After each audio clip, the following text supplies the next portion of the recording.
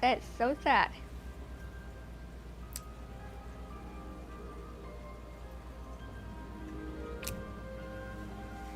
Hey guys, we are back for some more Phoenix Wright. If you missed last time, we solved a couple cases. First, they're all seeming to be murder mysteries. They're all ending up to be murder mysteries, it seems. But hey, that's cool. I'm all for it. I love murder mysteries. I love mysteries in general. But, yes, we are currently trying to figure out who killed the chief, who killed Mia Fey. Everyone thought it was Mia's sister, but then again, I know you would say, oh, it could be anybody, even her sister. But to me, that doesn't make any sense. It doesn't. Ignore Lion King. Okay, ignore Lion King. Just ignore it. Pretend it doesn't exist. Pretend that doesn't exist and you'll see what I mean. But, yes, we're still currently, we know it wasn't Maya, we know that much. We proved that much. Now we just need to figure out who did it. But we kind of know who, we just don't know their identity. You know what I mean? Like, we know who did it, we just don't know who they are. But, actually, we know it's a he. The bellboy said it was a man. So whoever did it was a he. We know that much. But I do suppose we're not going to get any info just in here, so take it away, Sean.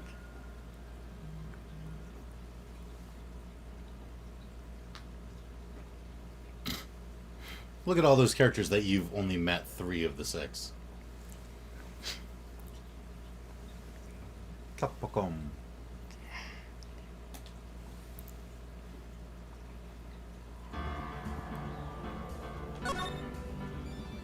Alright. Episode 2, Turnabout Sisters, Day 2 Investigation. September 7th, 3:11 p.m. Detention Center, Visitors Room.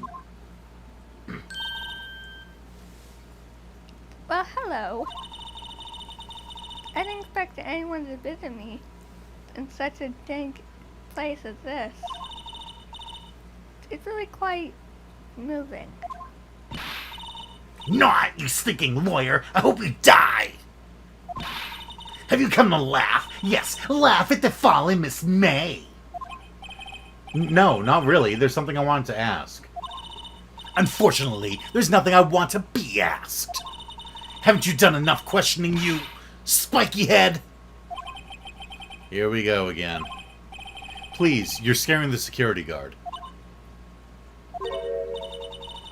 So, what is it you wish to ask of me, then? For starters, how did you get to be so totally whacked? Okay. That man. How about the man who stayed with you in your hotel room? Can you tell me about him? Where is he? Come on. No way, Jose. Jose. Yeah, Jose. Maybe if I had something to get her to talk. Wiretap. Why did you place the wiretap on Mia's phone? When you say it like that, it sounds so cold. So criminal. Why did you think you're in here? Tapping people's phones is a crime, Miss May. What was that? I was just gonna say, why do you think you're in here? Right? Oh, and I suppose you learned that in lawyer school? Creep. This woman is impossible to talk to. I agree. Say, why are you so angry? I mean, you don't look like a bad person. Ooh, that does it! Bottom-feeding, scum-sucking lawyer! Bottom? I can't tell. Does she have a thing against lawyers? Or just against me? Hard to say. Do we have anything we can show her? That'll get her to talk? We've got the attorney's badge. We've got the autopsy report that says she died from a blunt object. Could have lived a few minutes. Maya's cell phone. Glass shards. The thinker. Wiretap. The receipt with Maya's name. May's testimony saying that the victim dodged an attack, then ran to the right, but she was caught and struck. Or the floor plans.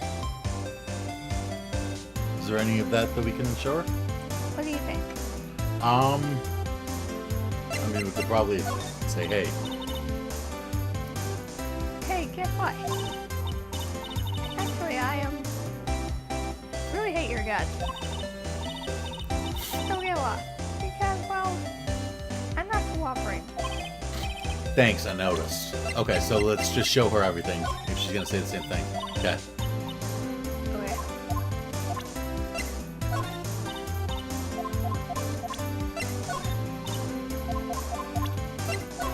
I'm guessing there's nothing that will get her to talk. But we might as well try everything first.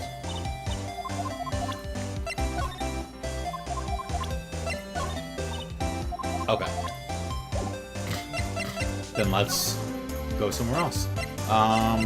Where should we go? I don't know where we're supposed to go. I don't remember either. Remember, I know the first case. Yeah. The second case I've only played like twice ever. Really? Oh yeah. Well, we gotta find the guy, right? Yes. Let's try the hotel. September 7th, Gatewater Hotel, room 303. Ah, welcome, sir. Quite the performance today, if I dare say so myself. Oh, thanks. Sorry for putting you on the spot like that. No, not at all, sir. Your efforts today have only helped the Gatewater's rep, as they say. Huh? Rep? Yes, our reputation will swell as the hotel where the murderer used a wiretap. We can charge a premium for the room, of course. It will be great for business, sir.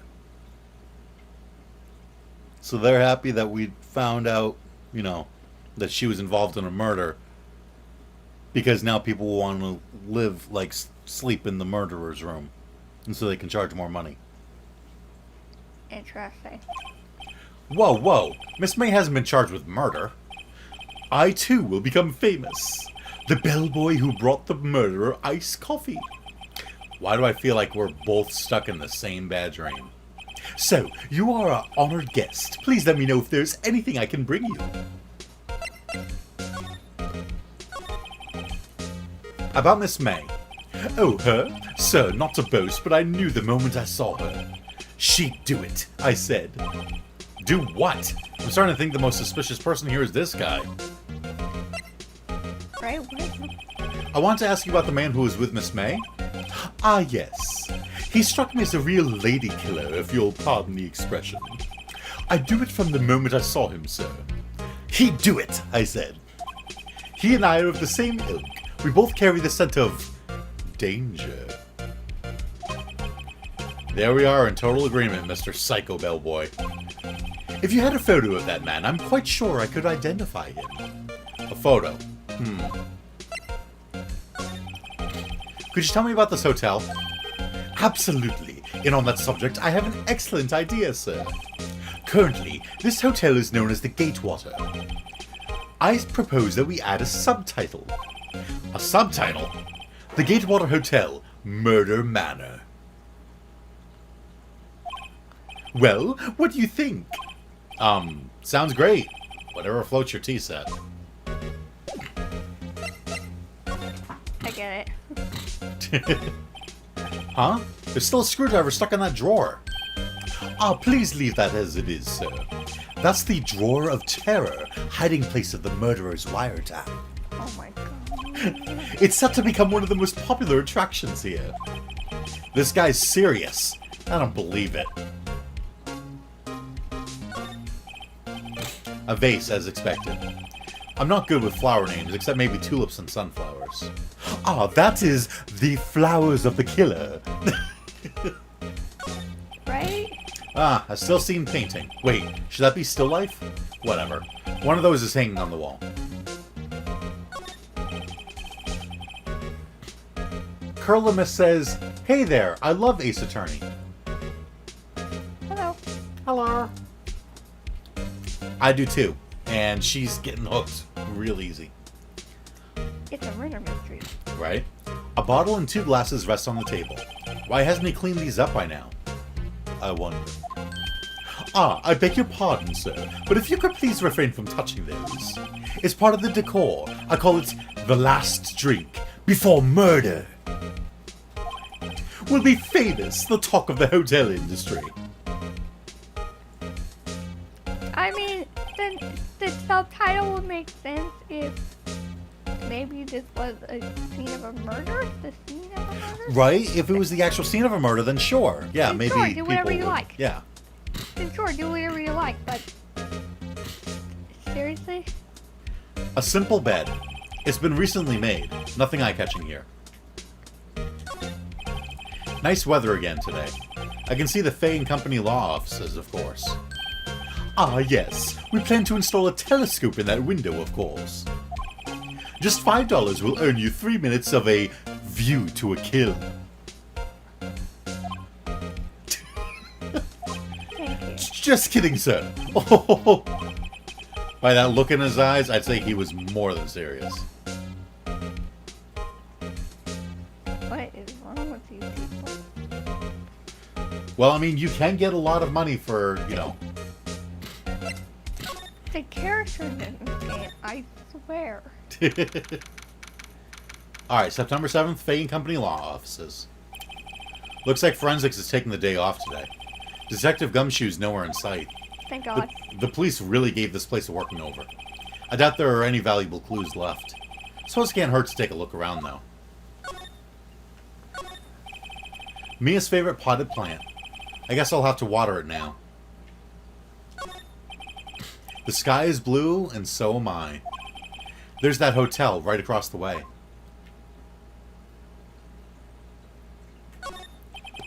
An old movie poster. Apparently, this was the first movie that made Mia cry when she saw it. I'll have to check it out one of these days. Mia's desk. Perfectly clean, as always. The only thing it's missing is... Mia. You couldn't cram more legal books in here, even if you wanted to. All the cases that the chief worked on are filed here. Are some of the files missing? Nah, I'm imagining things. It might not be... Well, that's everything here. Where to now? Right, I can't. Yeah, okay. Where to now? The only place left. Grossberg Law Offices. September 7th, Grossberg Law Offices. Huh. Looks like Grossberg is out today. Again. Maybe he's avoiding me for some reason?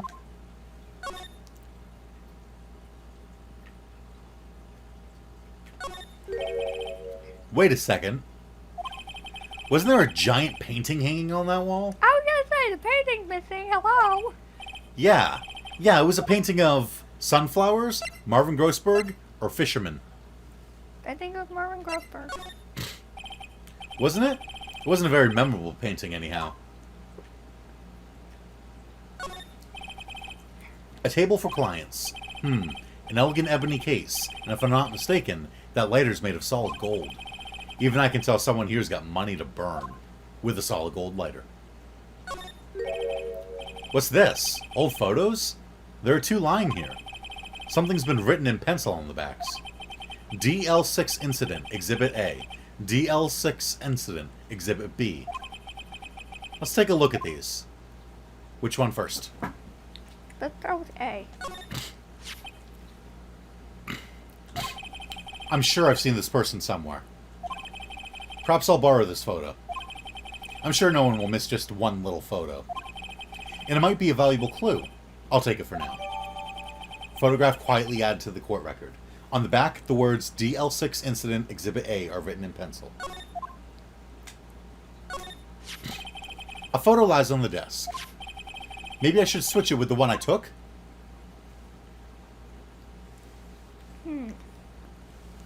What do you think? No, on second thought, I better not. So there we go. The photograph, DL6 Incident Exhibit A.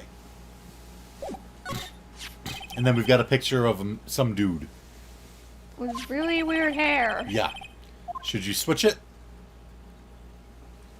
I don't know. I think I'll swap them.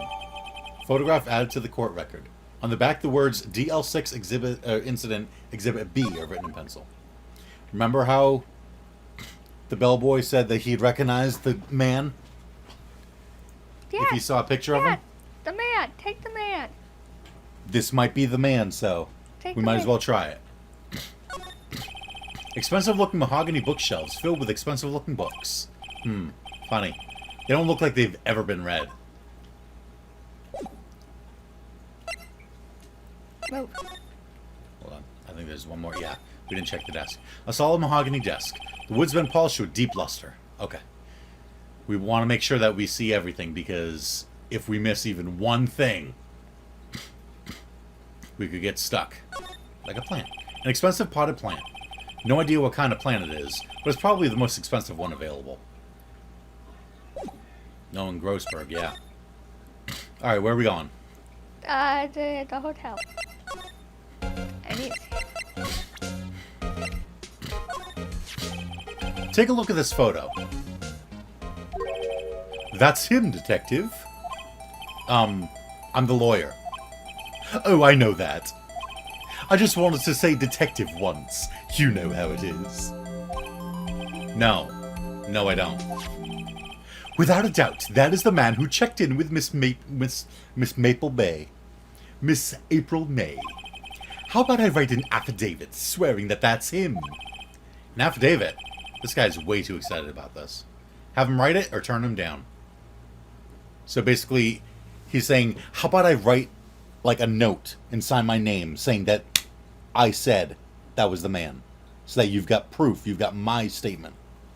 Yeah, I go with the proof. Well, sure, why not? Yes! I've always wanted to write an affidavit, sir. From henceforth, I will be known as the bellboy who swore the affidavit. Just hurry up and write it! Thanks. Describes the man who stayed with Miss May at the hotel on the night of the murder.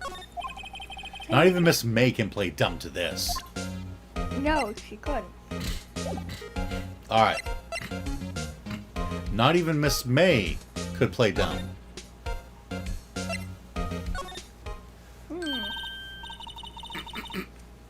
You again.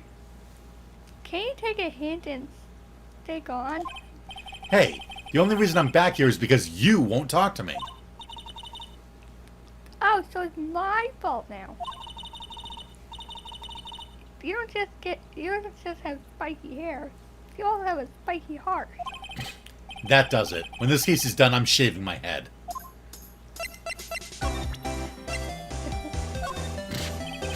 Could you have a look at this? What's that?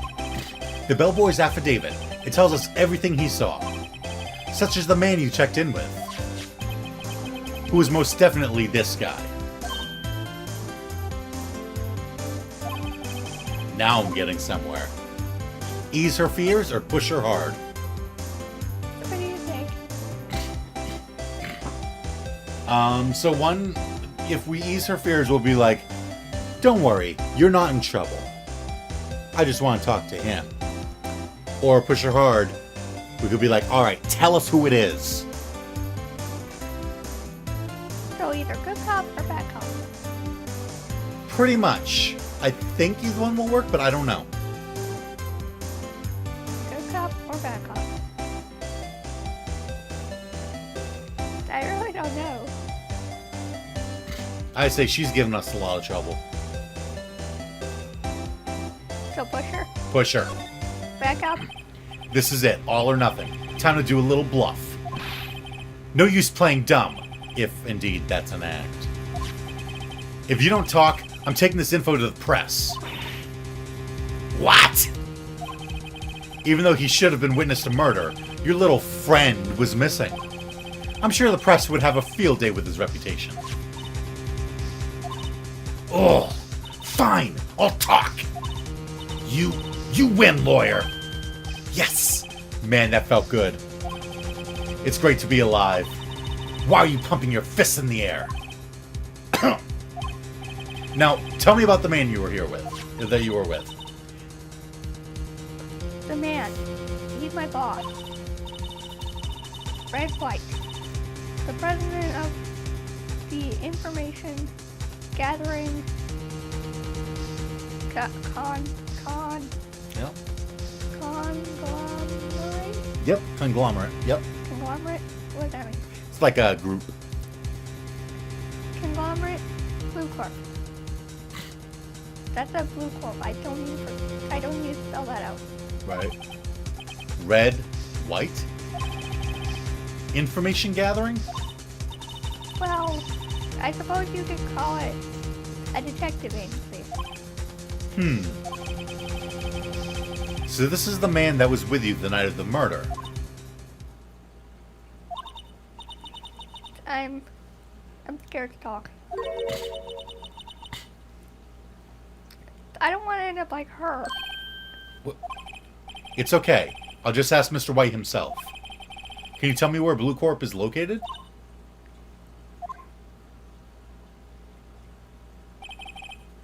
Mr. Red White, at last.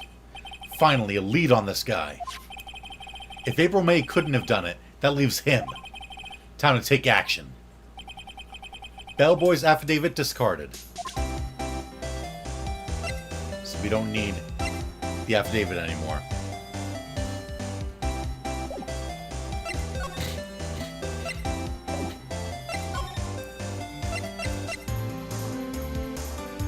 We can go to Blue Corp.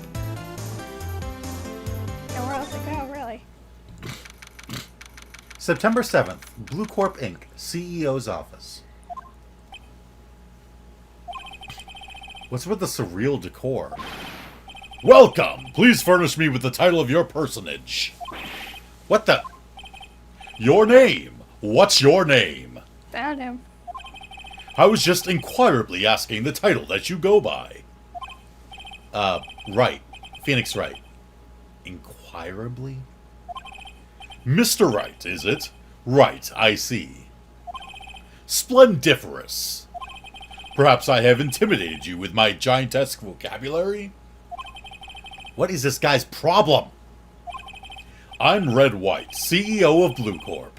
You know, corporate expansion official. My business dealings bring me into contact with the elite of the elite. So I'm afraid I am not used to converting with the wordily challenged. What a fruitcake. Let me guess.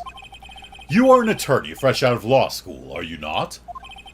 That's the only explanation for why you would come to meet me like this. What does he mean by that? No matter.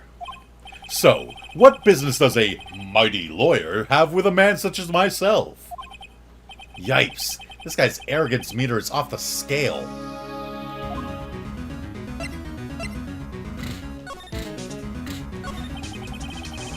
Miss May is an employee of Blue Corp, is she not? Correct. She was my secretariat. What a shock it was to hear what she had done. What she has done? You mean the wiretap? Indeed. She's paid to answer phones. Tapping them is not in her job description. She does gather information for us as part of her duties. But I assure you, we do not condone illegal methods. It is ineffable that she would do this. Sounds like he's trying to turn Miss May into a scapegoat. On the night of the murder, were you in April May's hotel room? Who can say? I seldom pay attention to mundane details, such as time and place. My motto is, don't worry, be happy. Still, That's a Mr. song. White. Yeah, That it is a is. song. Yeah, it is. That is a song. And can we say that's not a catchphrase? That is a song. Right? Still, Mr. White.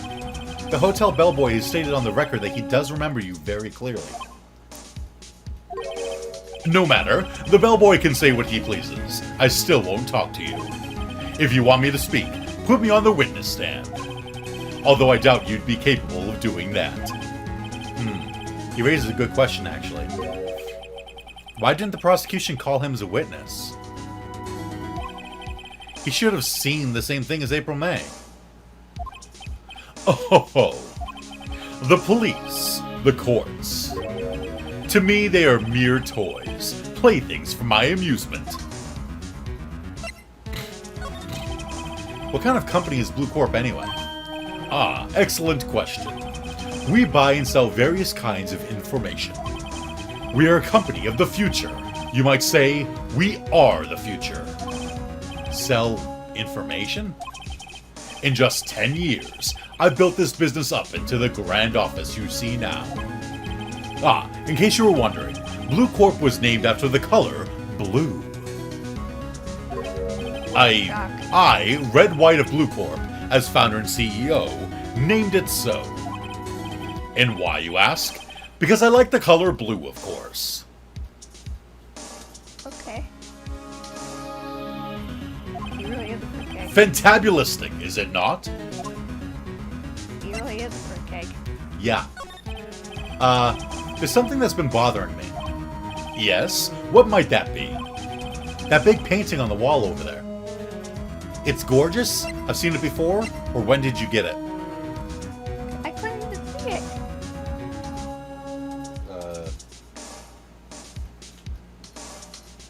Oh, the screen. Show me the screen. Oh, yeah. I'm sitting there and I'm like, I don't remember the button.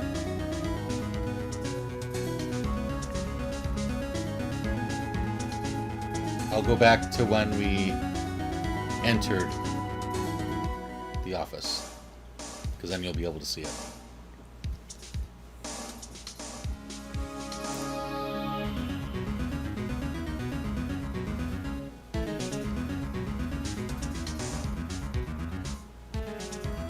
No. Go away.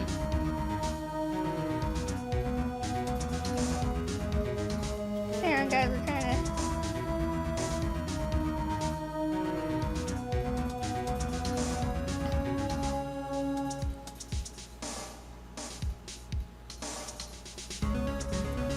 Do you recognize it? Is... No, it's too wide.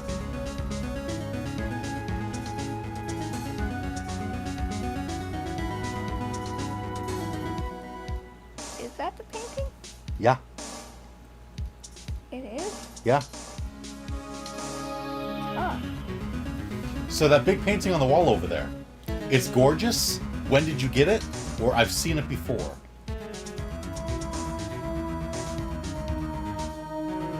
What do you think? Anything except for it's gorgeous. Right? We don't want to stroke his ego. I'd say, when did you get it? Okay. Say, when did you get that painting?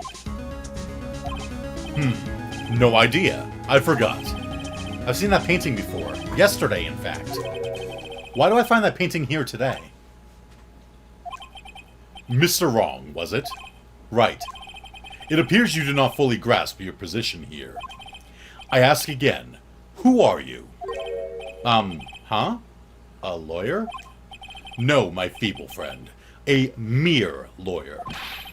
Worth nothing. Zilch. Zippo. Nada.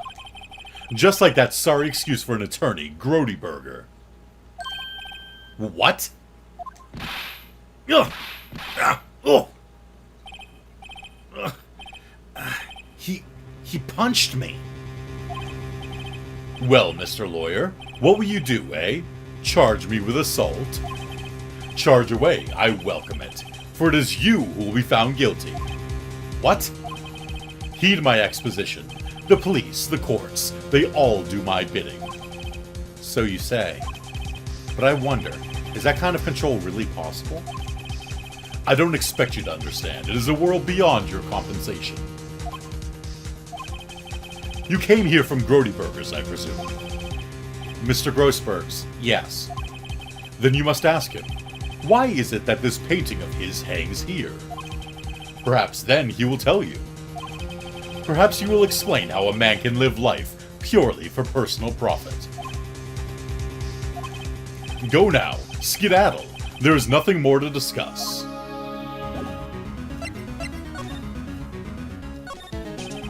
This painting was, until yesterday, hanging in Mr. Grossberg's office. Why does Wright have it now? It's not hard to imagine a few possibilities. This is the top floor of a 20-story building. The view is quite presidential. I'm guessing this is supposed to be a desk. My, this is quite the thing. Look at his legs. It's actual legs. I'm sorry, but that's just... No. An impressive lineup of trophies. Judge's Special Runner-Up. Best Participation. Judge's Cooperation Award. Special Good Try Prize. The words judges and special kind of stand out. He probably strong-armed them into giving him something. A statue of a man holding up the world. The Blue Corp sign certainly stands out enough. The model for the man is, of course, Mr. White.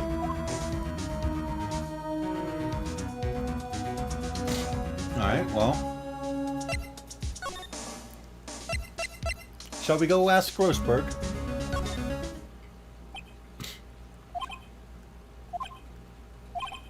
Huh? I don't think he's noticed me standing here. Maybe I should clear my throat? Ahem! Temple Jehoshaphat! Oh, you! What's wrong? You look so pensive, like an old man at the end of his days. I'm not senile yet. I was just thinking about this whole mess. Something's really bothering him, that much is clear. So you came to see the child? Yes, I did. Something was bothering me all last night, you see. Couldn't get a wink of sleep. Really? What was that? Well, you see, it's just me and sister, that poor girl. My boy, I owe you my thanks, truly. I don't know what I would have done if things had gone poorly for the girl. I asked before, but why did you refuse her request for defense? I think I have a right to know. A right, Mr. Wright? No, I'm sorry. It's just, I need more time to think about it, my boy. He does seem troubled about something. I'm starting to have a feeling I know what it is.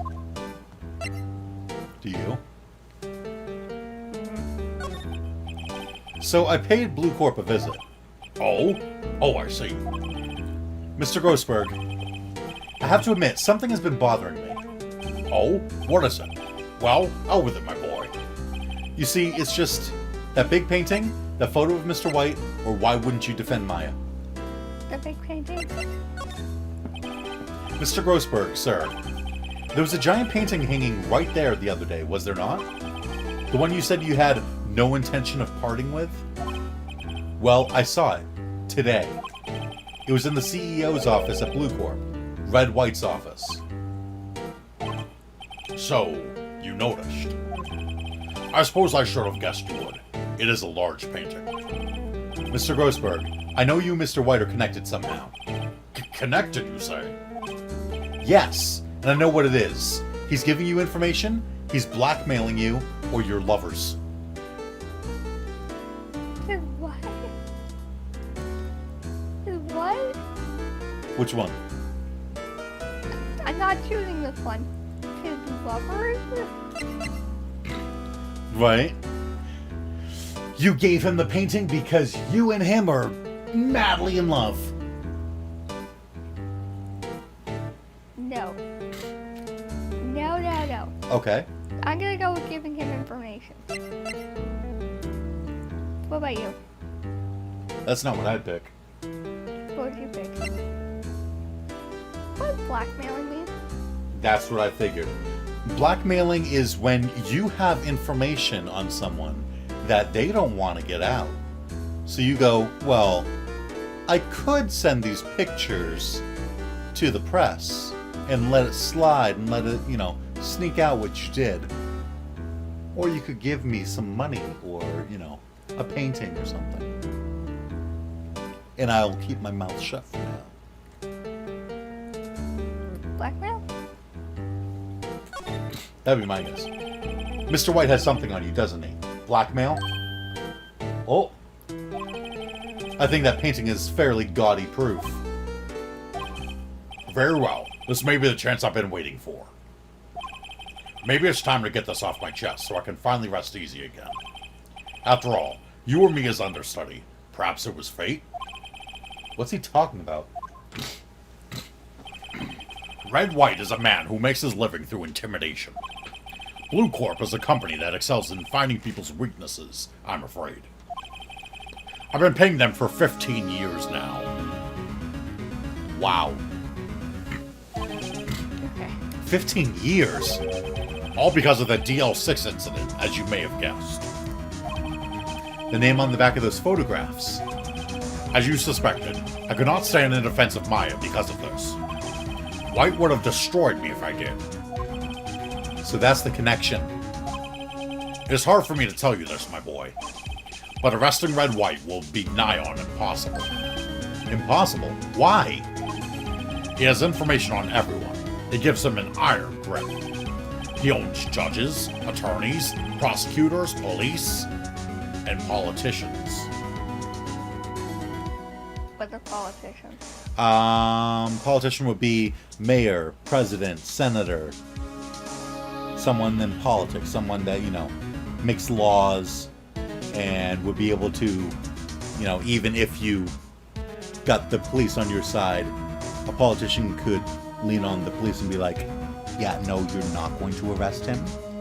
If you want to keep your job, you aren't arresting him. Or I might just take all the funding for, your little police department and I'll just go and make a new playground instead. Capiche? Yeah. People who have the power. What? They're bound, unable to do harm to themselves, and therefore to him. Don't look at me like that. What you see is nothing more than the weight of many years. And donuts. Reason for blackmail or the DL6 incident? DL6. What is the DL6 incident? DL6 is nothing more than the sorting code the police gave the case. It was 15 years ago now. I received a request from a medium, a spirit medium. A medium? Her name was Misty Fay. Faye. Indeed, she was Mia's mother. She has been investigating a murder at the bequest of the police. And she failed. As a result, the police called her a fraud. This is what Maya was talking about the other day. I did all I could for her, and in the end, cleared her of wrongdoing. That murder case, however, remains unsolved to this day. That case is the DL6 incident. So the murderer that she was trying to find and failed at is still at large. We still don't know who the murderer was in that case. But why were you blackmailed over this, Mr. Grossberg? The DL6 incident was top secret at the time. It made sense. The police didn't want people to know they were using a medium. They couldn't let people know. But one person found out. I told him. You told White? He offered me riches. It is an embarrassment to me now. Because I talked, the police were mocked far and wide. In secret, they began looking for the one who sold them out. Of course, White heard about it, and he came to me. Only this time, the offer was blackmail. So, he was Misty Faye's lawyer. He got her off the hook, so she wasn't in trouble, wasn't arrested or anything. But then he told Red White what happened and said, yeah, the police, used the spirit medium, and it turned out that they arrested the wrong guy. And Red White went, oh, that's good information. Hey, guys! The police used a medium! And then he went back to Grossberg and went, you know, it would really suck if they knew who told me that information. How much money you got in your pocket? I see. And that's why he couldn't take Maya's case. That's why he's been so, you know, tight-lipped about everything. And that's why he gave the painting away. White controls the law of this country as he sees fit. Yet if you would still challenge him, have a close look at Mia's office. Mia's office? She followed his every move for years. She may have recorded something of what she found. Huh. Thank you for that. So Mia's been after Red White this whole time. Because remember, she said that, Maya said, rather, that Red White was the one who discredited their mom. He was the one who caused her to get caught as a fraud and ruin her life.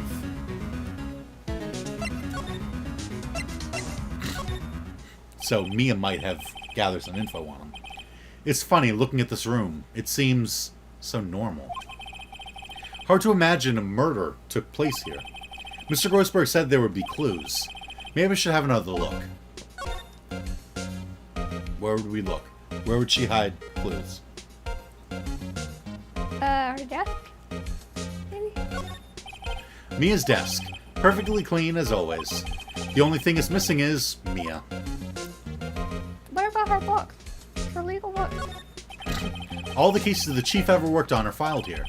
They're in alphabetical order. Let's take a look. Which file should I look at? A to I, J to S, or T to Z?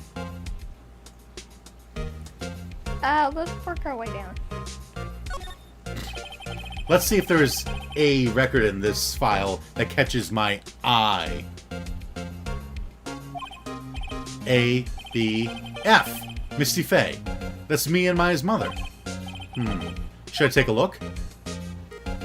Yes. I have tarnished the Faye name, leaving only these words, my mother vanished. It's a girl. What? That's Mia. Oh, yes. Well, I figured because Phoenix was the one reading it, but you can read it. Yeah, but look at the name. Yep. I was determined to find the ones who had made my mother blame herself in this way. Using the power that runs in my family, I held an audience with the dead. Finally, the names of two men surfaced. One was Marvin Grossberg, a lawyer who sold my mother's information for riches. The other one was the man who sold that information to the press. This parasite, who makes his fortune on threat and Coercion. what? Coercion. What? Coercion. Coerce, like force. If you're coerced into something, it means that you don't have a choice. You're doing it. Coercion. Coercion.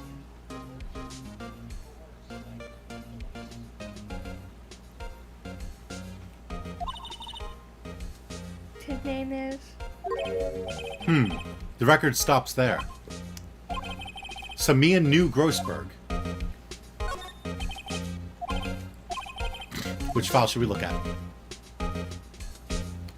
But we already did that one. Yep. Oh, right, we're going down the list. J to S. Let's see. J through S. No pun for that one, Phoenix? Nothing much in here. Maybe I'll just skim some of this? What does skim mean? Just read quickly, just kind of glance over the words, see if something catches your eye. Skim? Well, no harm in flipping through a bit, I guess. The biggest parts here at the end of S. Suicide. Ew. She has a collection of suicide reports. There's politicians, policemen. There's writing on most of these in pencil. White? This is Mia's handwriting. Wait, I get it. Mia thought he was involved in these suicides.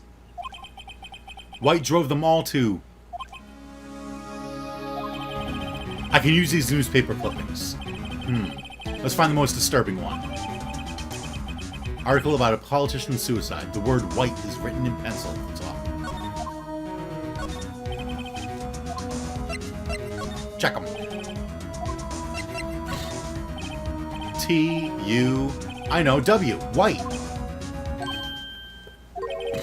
The entire W section is missing. Was it taken? It's my guess. Alright. So where should we go? What do you think? I kind of think that we've got to go confront... White? Yeah. Okay, like you didn't say his name. I'm like, Well, aren't you persistent? Sorry, but there's something I have to ask you. Mr. Lawyer, I really hate having to repeat myself, but it seems the message has not yet penetrated your thick skull. Stop bothering me. If you try my patience further, I fear a nasty accident may occur. Do I make myself clear? Transparent. Speaking of nasty accident, this is the only clue that Mia left me. I better make this one count. Mr. White, see this? It's an article describing the suicide of a politician. He was embezzling secret government funds. Then, one day, word got leaked to the press. The very next day, he took his own life. And this concerns me how?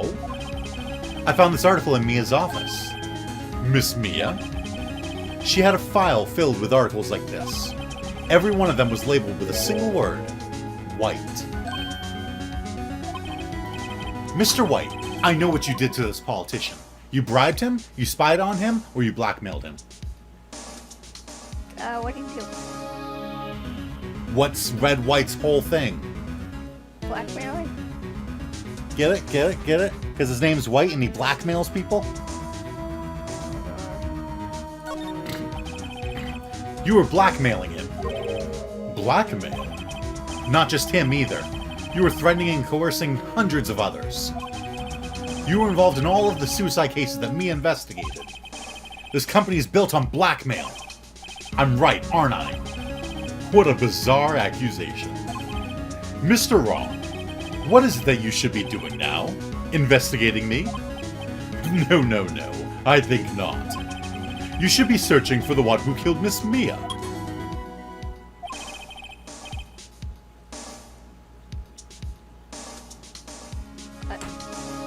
Secretary. Oh. Secretary's office. Hello? Mr. Wrong will be leaving now. Yes, sir. I'll send someone right away. Wait a second, Mr. White. You're right or you're wrong?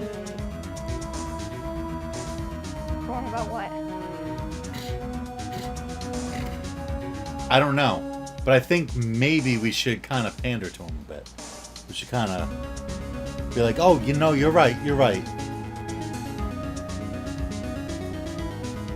I don't know.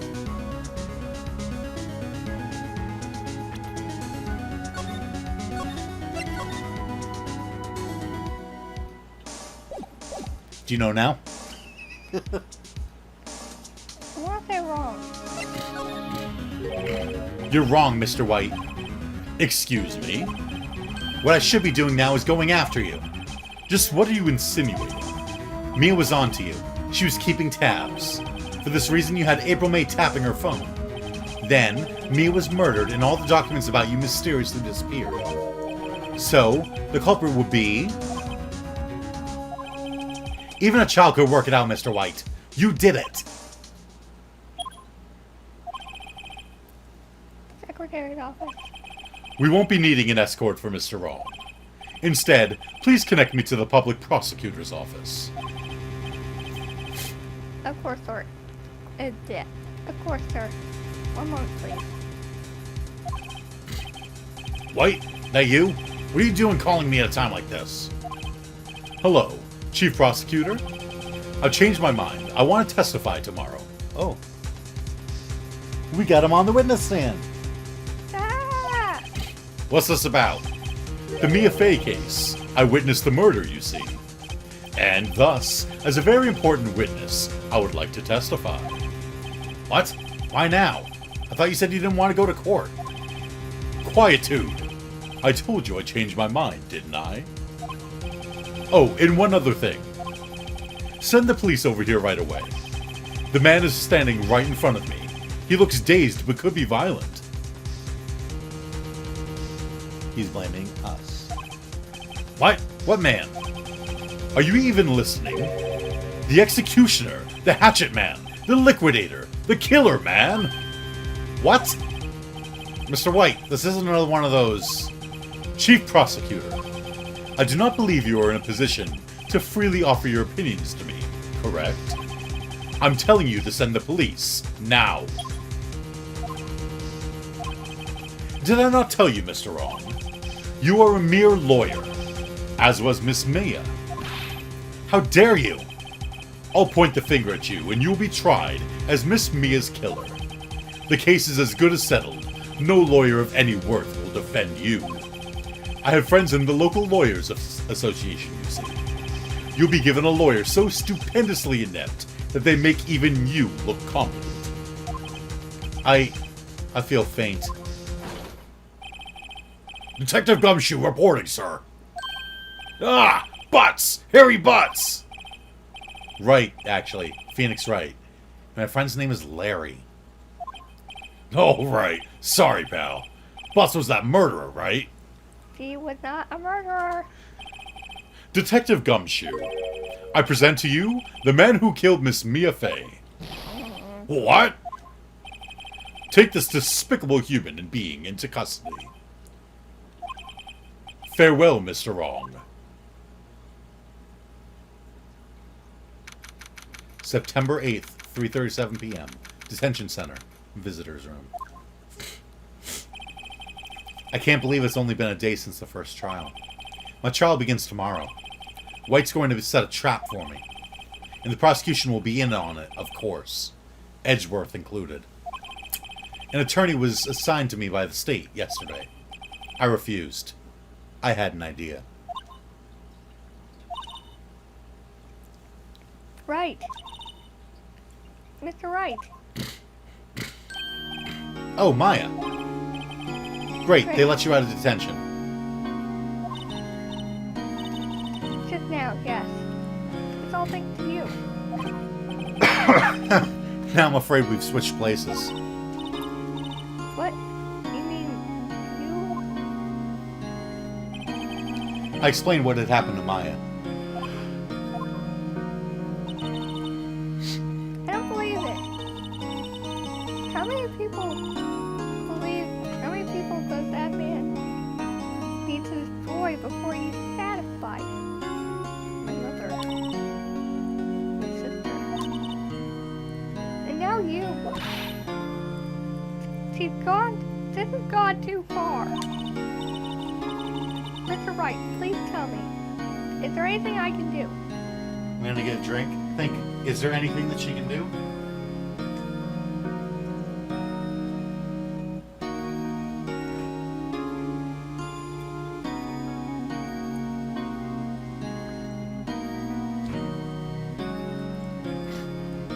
She could be our lawyer. Our defense. Well, defend me in court, cheer me on in court, help me break out of here.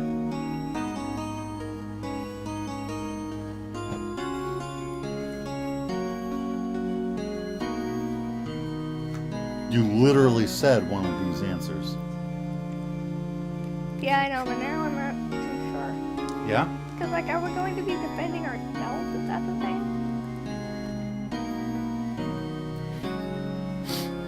If she defends us in court, we'll be standing next to her. So I think we can be like, say objection. Okay, now point out that, he said that his favorite color was blue, but then why is he wearing pink? We can just give her tips the whole time. Okay. So that she's our lawyer. Okay, so let's go with you then. Alright, you can be my defense lawyer tomorrow. Alright, Huh? leave it to me. I am the assistant after all. What is your brother of what? Wasn't it ghost powers that ran in your blood? I better run to the bookstore and pick up a copy of Law for Rookies. Wait.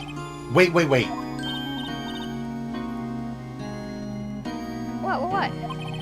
I'm kidding. It was a joke. No way. No, really, I was kidding. But thanks. It's good to know you're on my side. And there really isn't anything you can do for me anyway. But I can't just sit here and do nothing. I've got to give that man a piece of my mind. Just a piece? Okay. Then come to the trial tomorrow. Okay, I'll be there. I'll show them a thing or two.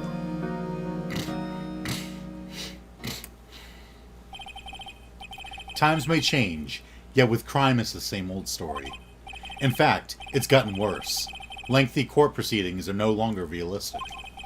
Beginning a few years ago, a limit of 3 days was put on initial court trials. Almost all finish in a day, most with a guilty verdict. So, every case that we ever do will be 3 days at the most.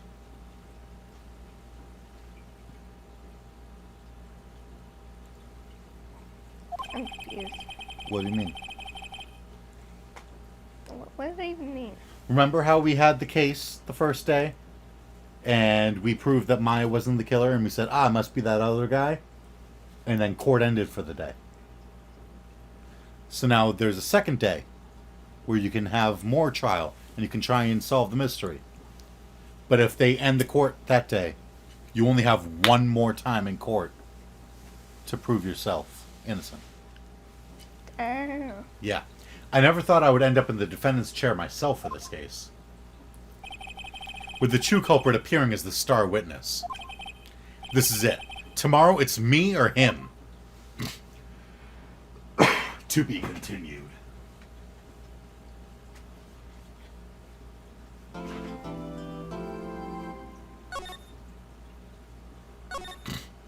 See, that was day 2 investigation. Now we're on day 3 trial. So this is, like he said, it's me or him. One of us is getting arrested and going to jail.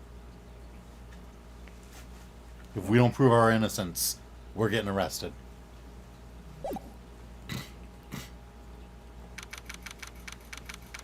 September 9th, 9:52 a.m. District Court, Defendant Lobby Number 1. Well, I guess this is it. Yeah. My phone's dying. Hold on. That's not good.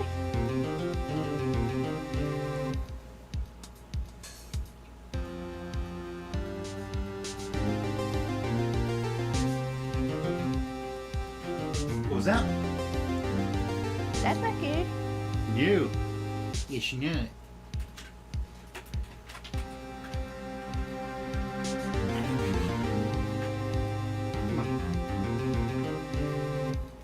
There we go. And plug that in. There we go. Okay. Yeah. One way or another, this case gets decided today. Ah! The Phoenix! Look! Prosecutor Edgeworth. I received a call from the Chief Prosecutor's office yesterday. I was told that whatever Mr. White says today, it will be the absolute truth. Got it. No matter how you try to attack his testimony. If I raise an objection, I have it on good faith that the judge will listen to me. What, does White have the judge in his pocket too?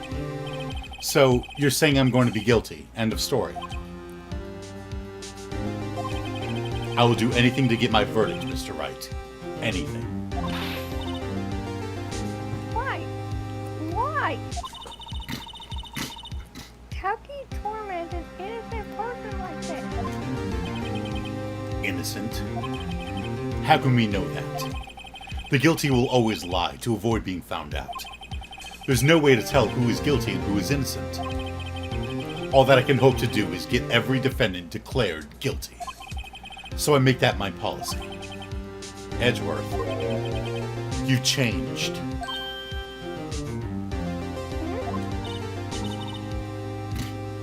Phoenix, you know him? Don't expect any special treatment, Phoenix Wright. Phoenix? Well, court will be starting soon. What? Oh, wait!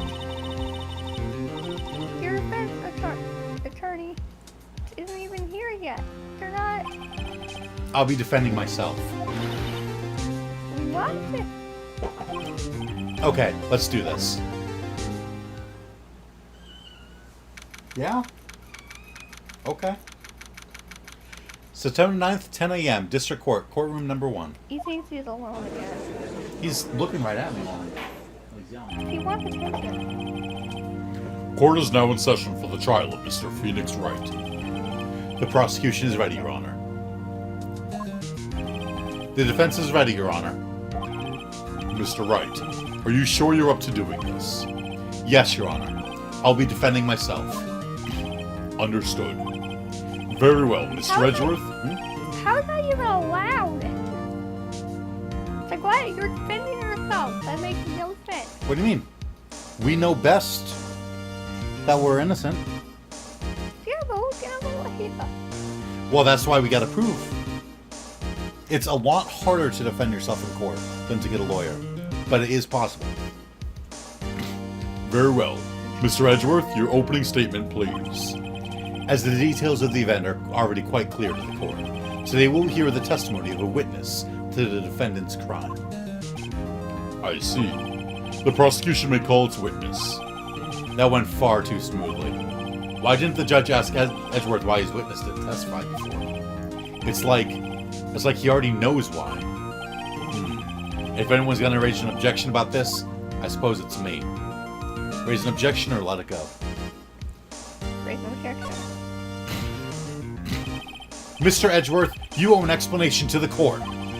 Why didn't this witness testify in the trial against Miss Maya Fey?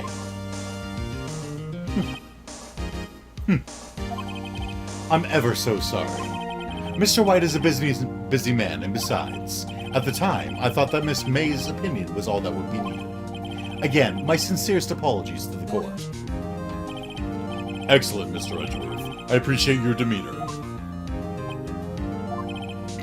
Great. He gets to show off and I get nowhere. I would like to call Mr. Red White to the stand.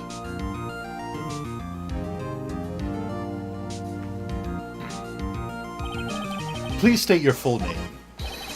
You wish to know the title of my personage? Your name? Yes, that is what I said. Oh dear, do my locutions confuse?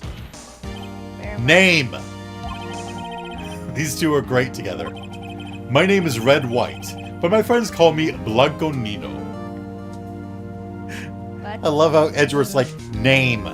Tell us your name. Stop showing off and just tell us. Blanco Nino. What does that mean? I think it's supposed to be Blanco Nino, which would be White Boy. Or Boy White, rather. I'm the CEO, Or, to use a more common term, the president of Blue Corp. Did you know the victim, Miss Mia Fey? That would be a negatory. No, I did not.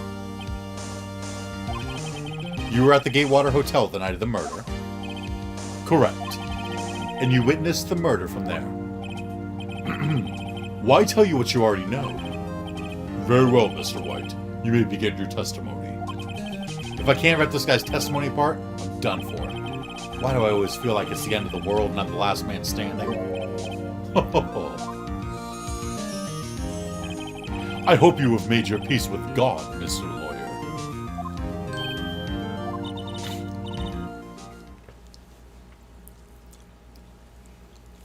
Let him have it, Phoenix. Alright.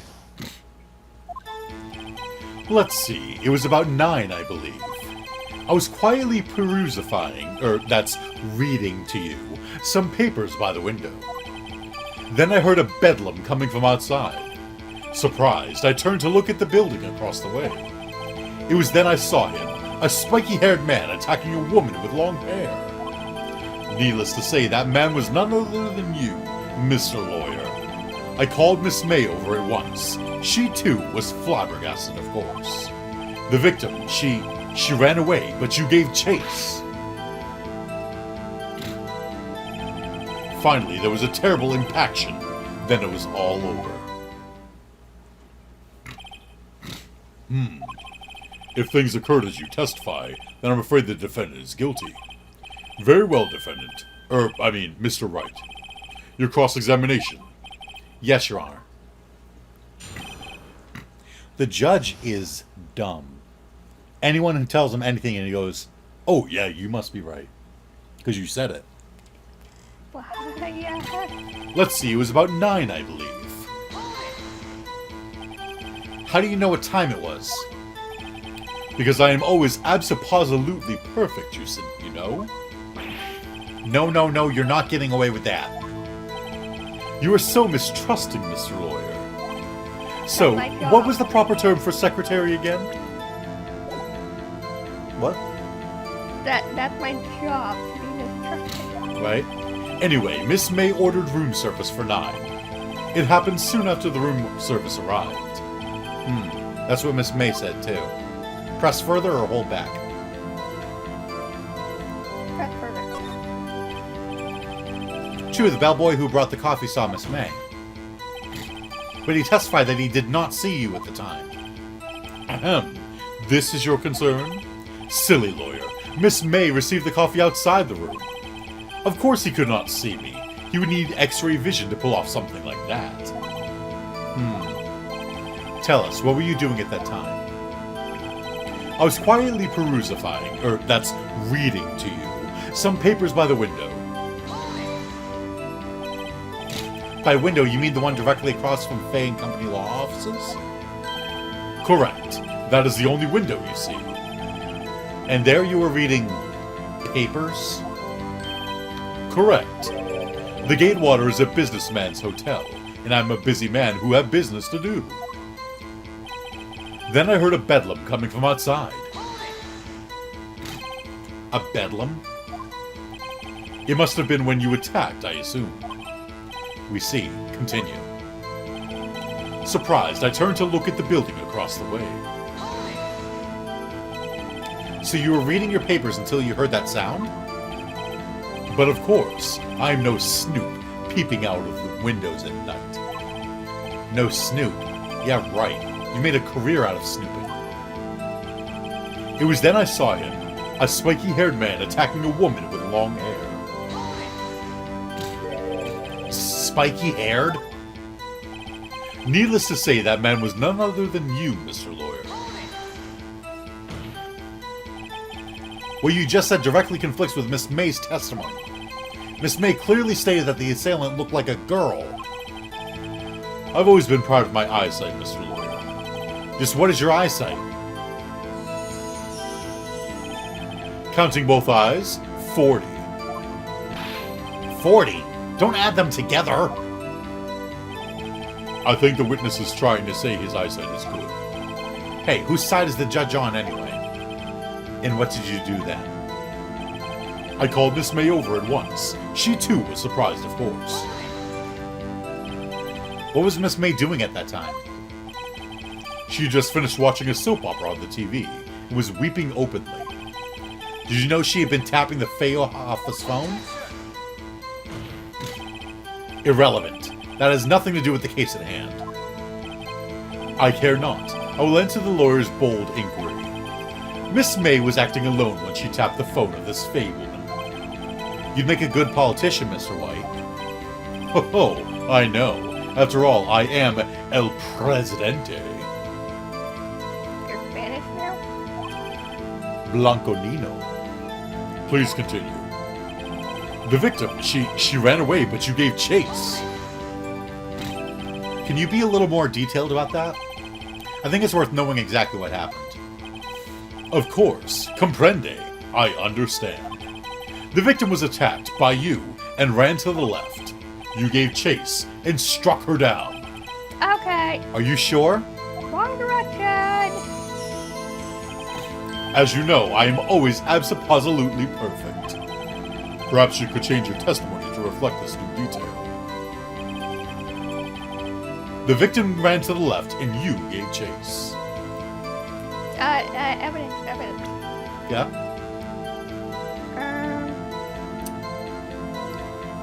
Go to the next one. Autopsy. Next. Cell phone. Next. Broken glass. Next. Thinker clock. Next. Wiretap. Next. Maya receipt.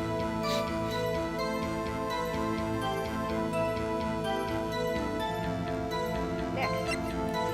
April May saying that the victim dodged an attack then ran to the right but was caught and struck. There. Nice. Wait right there. Mr. White, you've dug your own grave. What is this? You said the victim ran to the left, but that directly contradicts Miss May's testimony. She clearly stated that the victim ran right.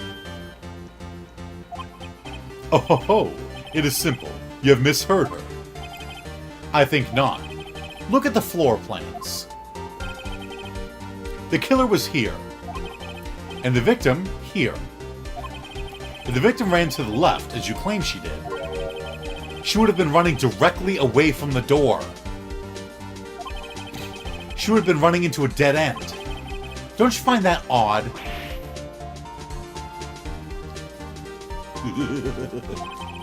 Very strange. I did see her run to the left. I did. Phoenix. Look at his face. I don't think he's lying about this one. True. Maybe he really did see the victim run left? So he did witness the killing? Wait a second. Mr. Wright? Yes, Your Honor? Miss May says right, and Mr. White says left. Can you explain this contradiction to the court? Mr. White is right, Miss May is right, or both are right?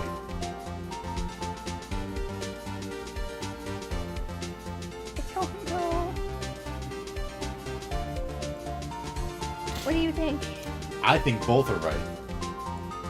Really? Yeah. You can go with that. Both witnesses are telling the truth, for once. Huh, I doubt it. Or rather, that does not clear up the contradiction. There's one scenario that would explain their conflicting accounts. What? Obviously, the witness was not viewing the crime from the hotel.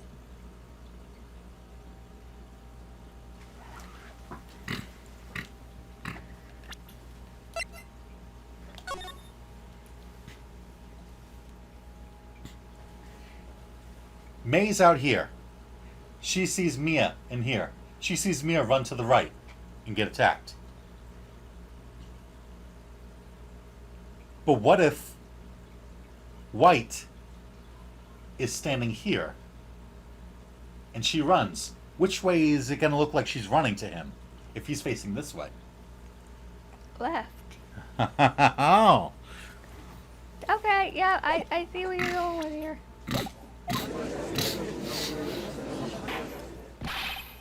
Mr. Wright, what do you mean?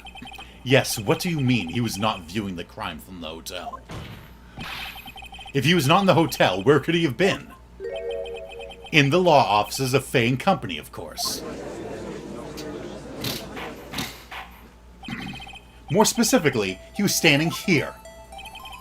Time to show the court where Mr. White was standing. Alright, Where was he standing? Right in the middle. Right in the middle? Here? Where the killer was? Yes.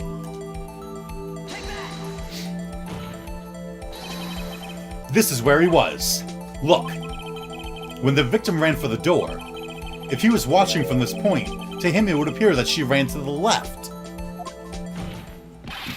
Please, this is no time for jokes and ill taste.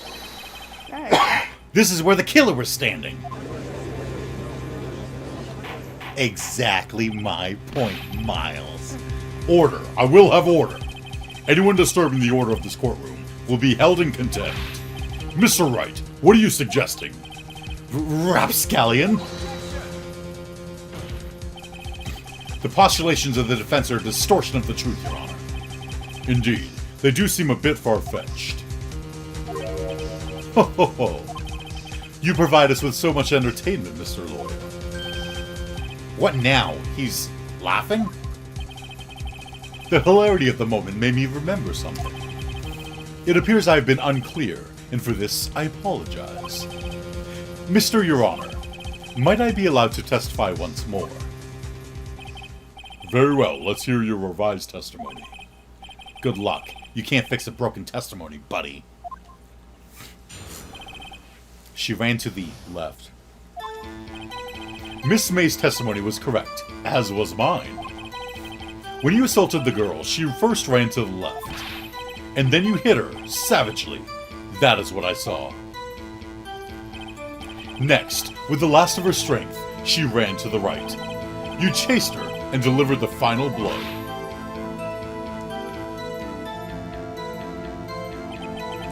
That is what Miss May saw. You see, you hit her twice. Don't you remember, Mr. Lawyer? That does seem to make sense. Will you be cross-examining the witness's testimony? You bet I will. I mean, yes, Your Honor.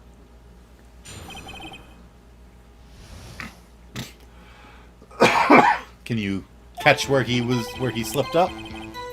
Because he definitely slipped up. I noticed where he slipped up. Do you? Yes. Please, hint.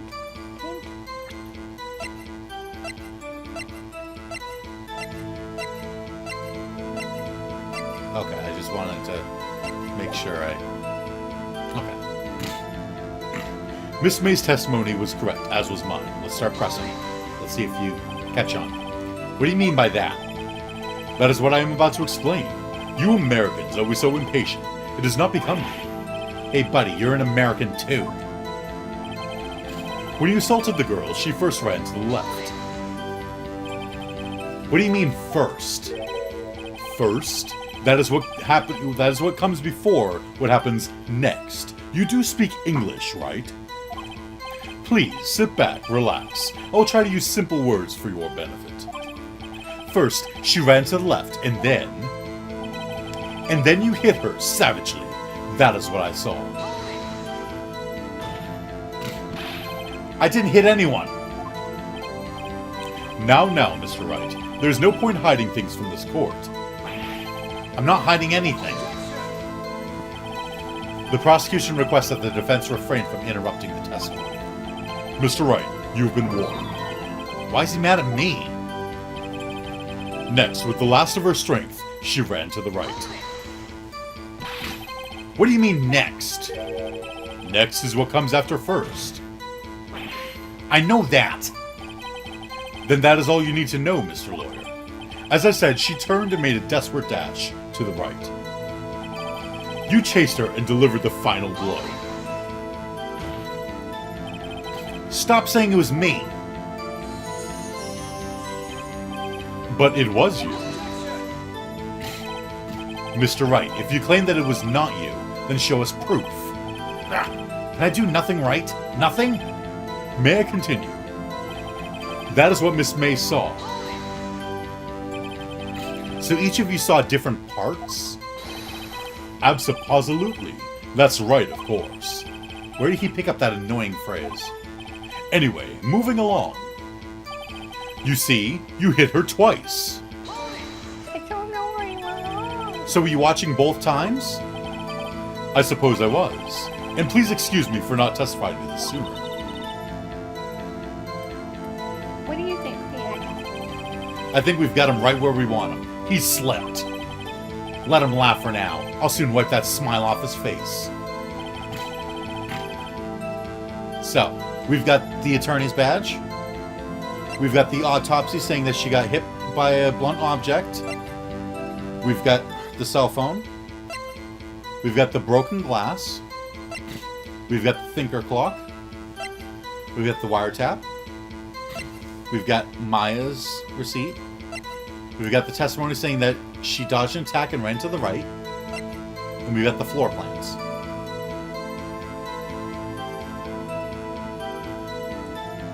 I don't know. I want to say, didn't she die from a single blow to the head?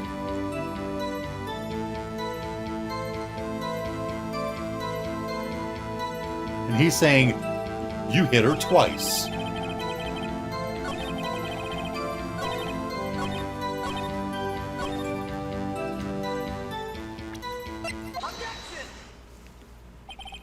Mr. White, the victim died from a single blow. Oops. What do you have to say to that? Now's my chance to hit him where it counts. Mr. White, wasn't it you who told this court you were abso-positively perfect? I will refrain from using this phrase from now on. Your Honor, if you could ask the witness for a new testimony. The witness is obviously confused, Your Honor. I would like to request a 10-minute break. Yes, quite. The witness is confused because he's lying. I emphatically request that there be no break, Your Honor. Yeah, we want justice. Don't let him get away. Very well. If the witness would care to revise his testimony. The crowd's on my side. No slipping out of this now, White. Mr. White? Oh, okay. The two accounts. Well, see, I looked at the other window when I heard that thing fall. Then, the next moment, I saw Miss Mia run to the left. The killer, you, attacked her, but she dodged. And then she turned and ran for the door. Then you did her in with a single blow. Thwap.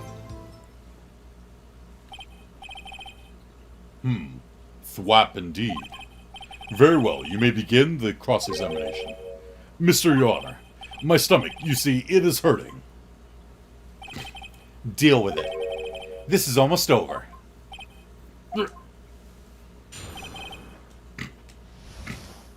Alright, so where did he slip up this time? I looked at the other window when I heard that thing fall.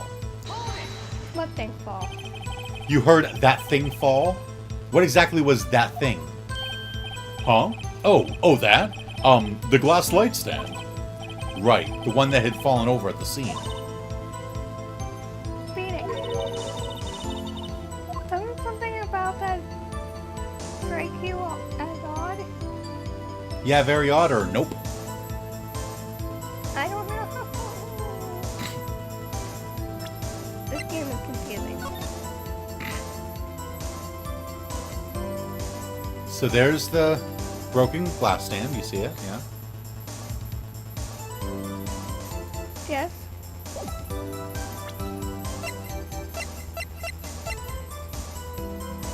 And here's the glass shards, broken beyond all recognition.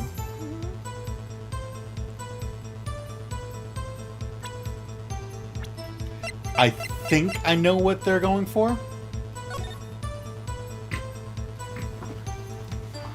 What? You can't tell from this picture, but think of the law office. It's got the big window, right? And then it's like this down to the floor, and that's where her body was, right? He heard the glass break. The glass that fell to the ground and shattered. That would have been blocked by the wall below the window. Think of it like this. Here's the wall. Here's the window. So she's laying down here. She's dead. He hears the glass shatter. There, the glass is shattered on the floor. Where? Can you see it? How did he know that a glass broke? How do you know it was a glass stand? He can't see it from the window. Well, we have to prove that.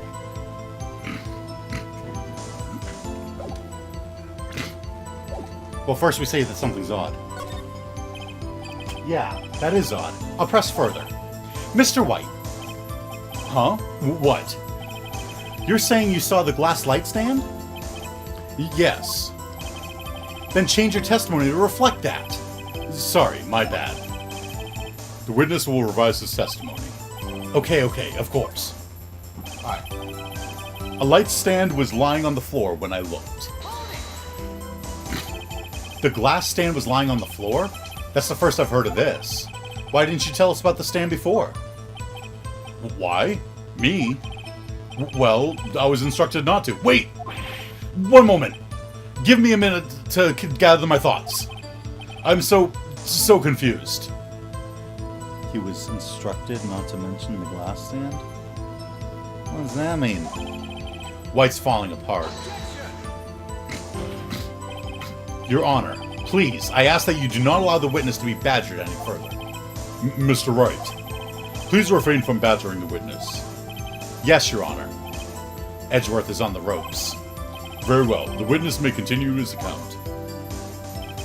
Then, the next moment, I saw Miss Mia run to the left.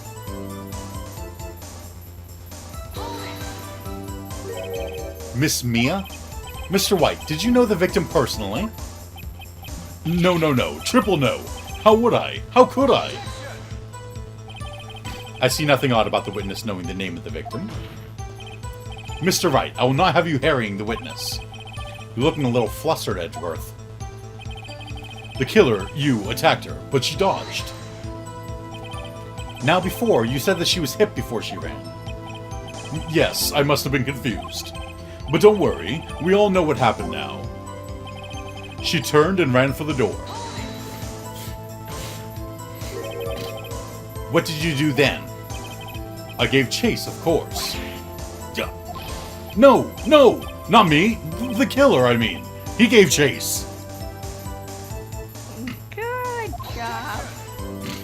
Good job, Mr. White, please try to remain calm. Mr. Wright here is only trying to fluster you with baseless accusations. Oh, right. Thank you, Miles. Then you did her in with a single blow. Thwap! Thwap? That doesn't sound like the savage attack from your earlier testimony. Oh, yes, well, I am a man of peace, you see. Phoenix. She's getting a lot less talkative. He's probably afraid I'll catch him on something. But it won't be easy. I don't know what to do.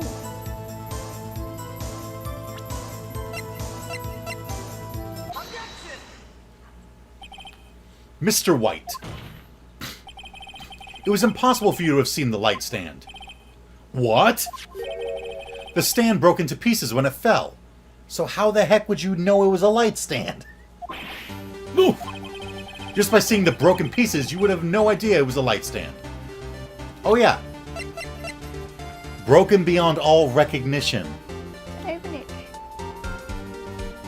Meaning no one would be able to recognize what it was before it broke.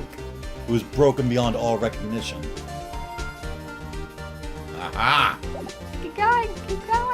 I was on the right track, but... So tell me, exactly when was it that you saw the stand? Answer the question. Isn't it obvious? I saw the stand before it fell over. So, you saw the stand before the victim was attacked, then? Correct. That would be no problemo, right? No problemo or big problemo? Think about where the light stand was. Okay, so right there.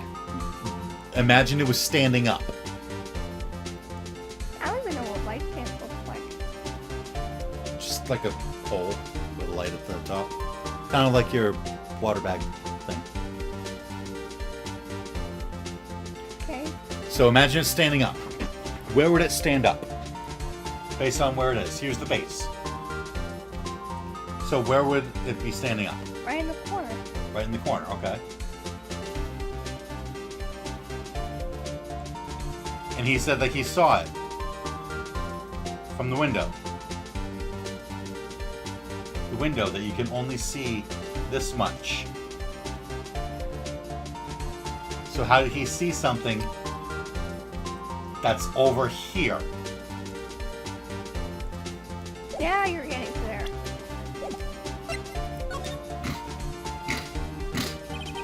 There's a big problem here. What problem is this? Mr. White, let me make sure I have this straight. You saw the glass light stand through the window from the hotel before the incident occurred. Correct. That is so. It's conclusive, definitive, undeniable, unimpeachable. No, it's impossible. You couldn't have seen the stand. What? Why couldn't he? You have proof? I sure do, Your Honor. A person in the hotel could not have seen the stand before it fell over. Look at the plans. Look at this. These are the floor plans to the scene of the murder, yes? Correct, Your Honor. Sorry, I'm supposed to be letting you solve these mysteries, and I'm like getting all excited and helping you. No, I need the help. I'm getting very confused. This game is confusing. Right? I'm Look, glad so it says, oh, I love watching my shows. I'm glad you're helping me here and there. Right? Now look. If you were to look through the window at the office, this is the area you would be able to see. Here. Well, note that the sand is not within the visible area. Well, Mr. White, what do you have to say to that? Ridiculosity. Mr. White, if you were in the Gatewater Hotel as you claim, you could not have seen the stand before it fell over.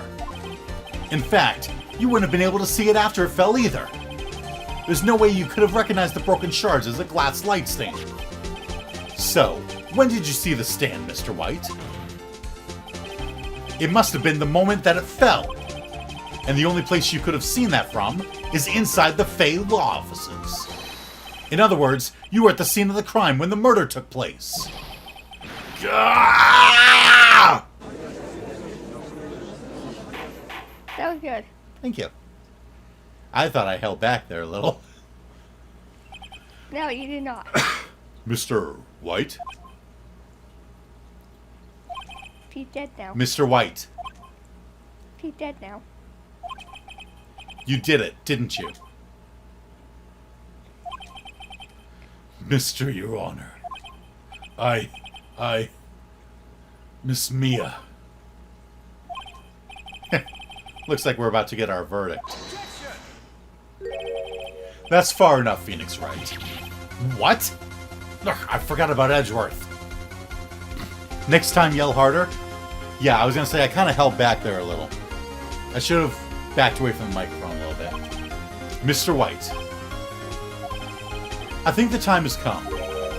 Shouldn't you confess your crime now? What? I said you should confess your crime. Ergo, confess that you placed the wiretap. He's on our side now. No. Because if he placed the wiretap in the room, he'd know about the light stand. He would have been in the office beforehand, and he would have known about the light stand. So he can explain away being in there. He can be like, no, I didn't see it at the murder. I saw it earlier when I put the wiretap on the phone. This close. The wiretap? Order. Mr. Edgeworth, explain to the court what you mean by this.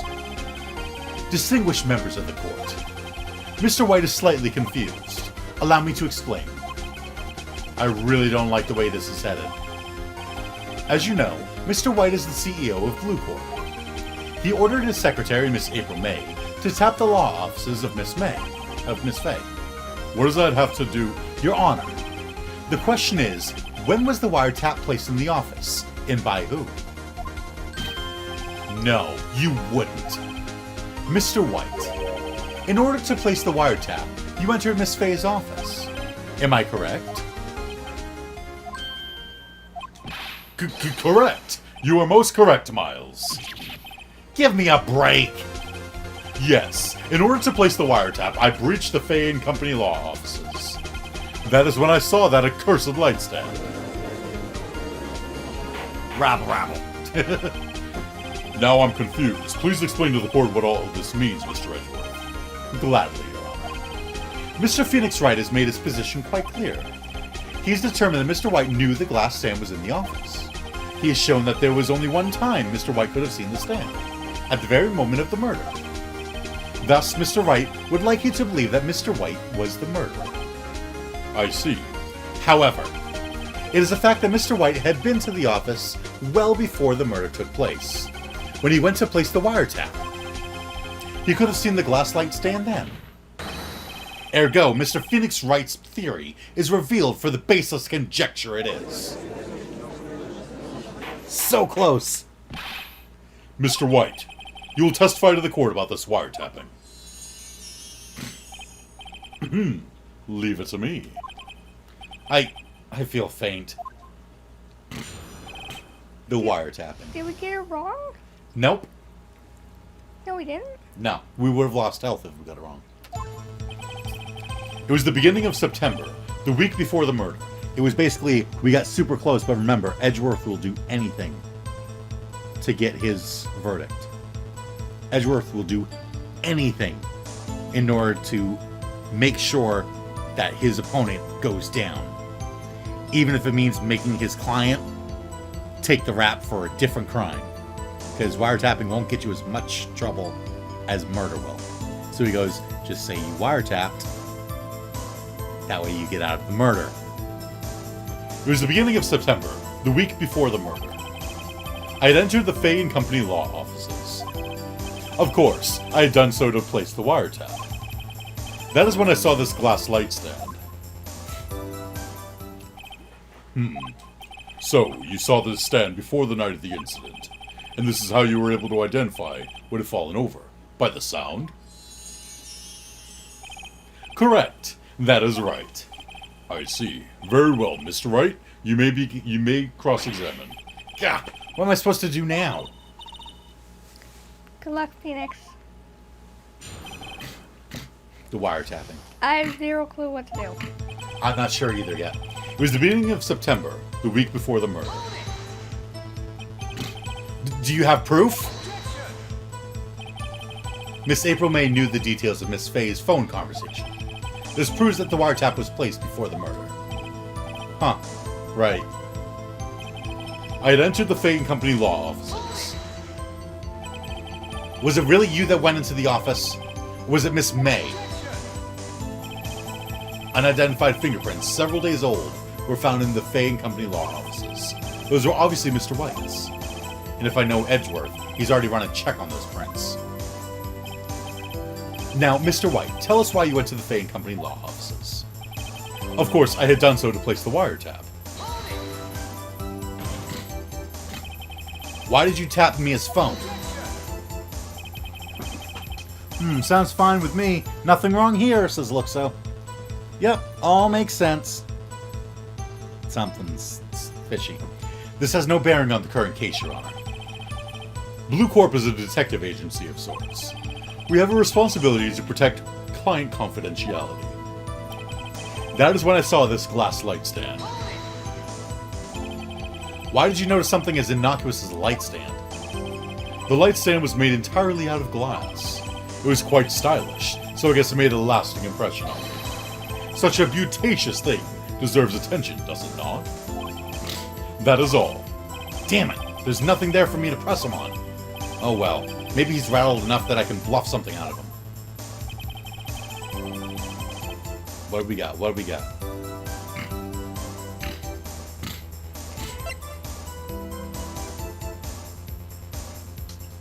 Says she died from a blow to the head, but that's not going to help us. The cell phone conversation. The glass shards. I'm scared. We can save. Don't worry.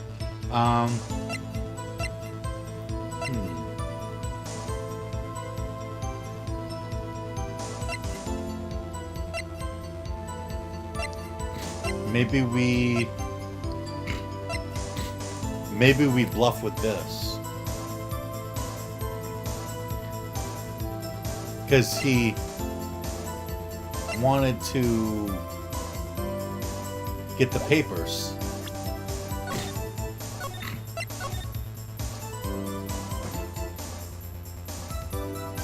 Particular things can be standouts in the mind. That is correct. Did I actually save? I have now. Scared.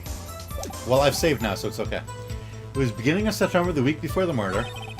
I'd entered the Fay and Company law offices. Of course, I had done so to place the wiretap. Uh-oh. Don't tell me I've run out of ammo. Tisk tisk. I'm afraid that's as far as you go, Mr. Wright. The time has come for you to admit your defeat. You fought honorably. No more. I can't take this anymore. Mr. Wright, are you giving up? Yes, Your Honor. That's you. Phoenix! I was waiting for this. I remember this happening, but I didn't remember how to get it to happen. Phoenix, over here! I know that voice. Mia? Never give up, Phoenix. Mia!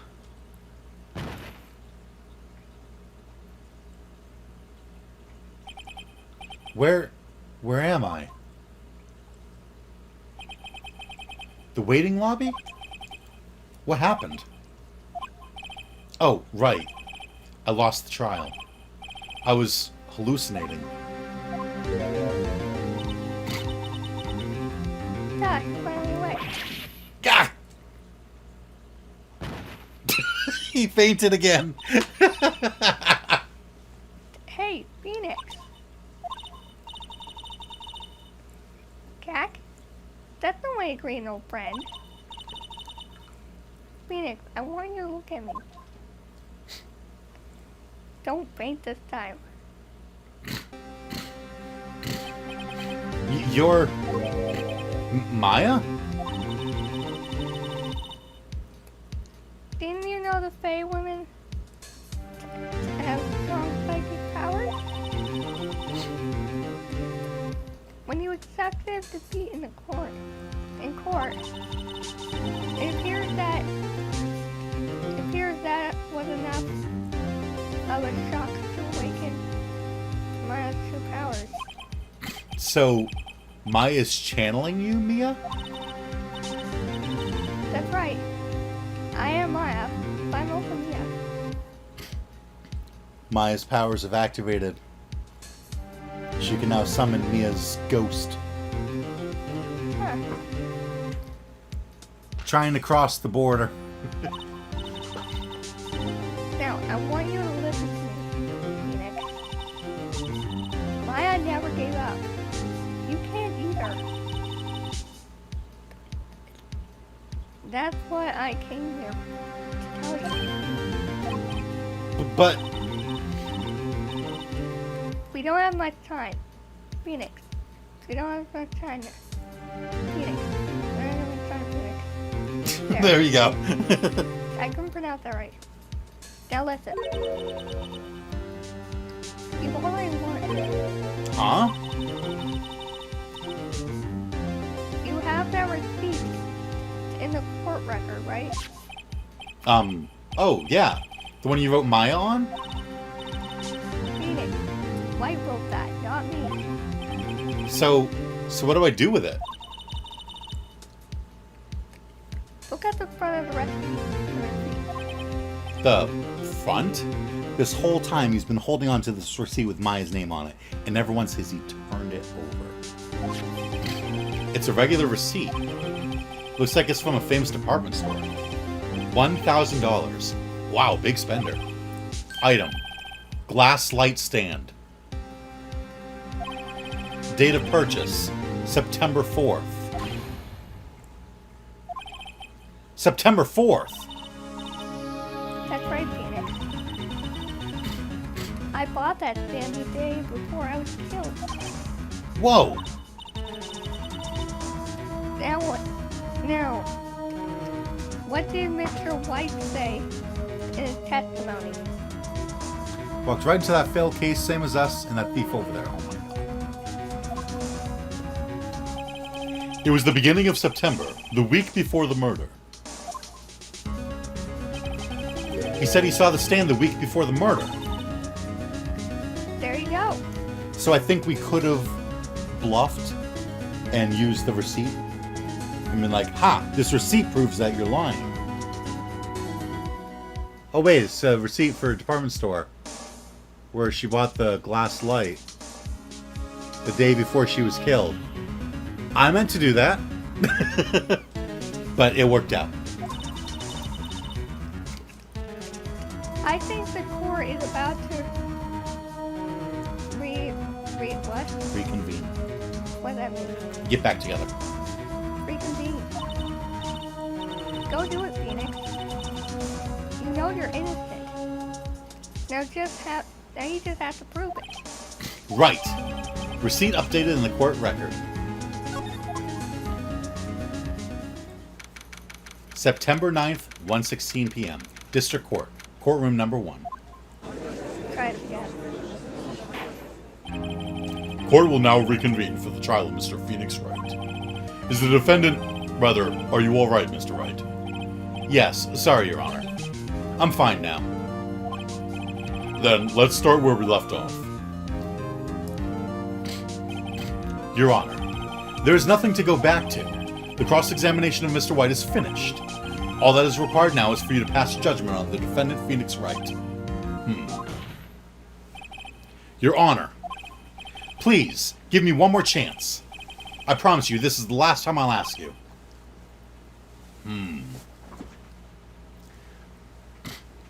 I love getting those reactions out of you.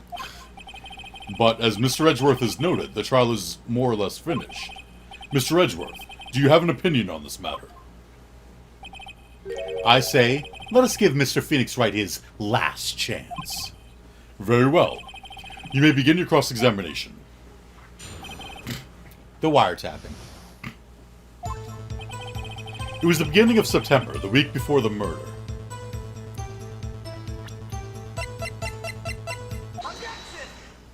Immediately, we wake up, walk back in, say, yeah, give us one last chance. Yeah, it was the week before. No, you're lying. What? Look closely at this. See the word Maya written in blood? What? You're grasping. I think not. Look at the other side of the receipt. The other side? Your Honor, would you tell the court what is written on the other side of that receipt? Well, a glass light stand. And the date of purchase. Why, that's the day before the murder. You see? Mr. White, when you allegedly entered Fay & Company law offices at the beginning of September, the stand could not have been there.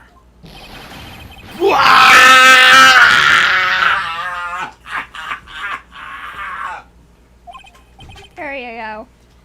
Well, Mr. White, can't get out of this one, can you? No.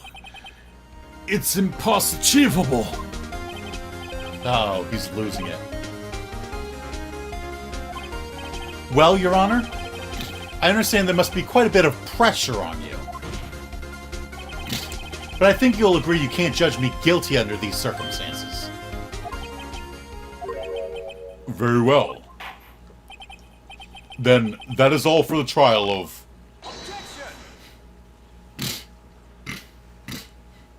Oh my god. Not so fast, Phoenix Wright.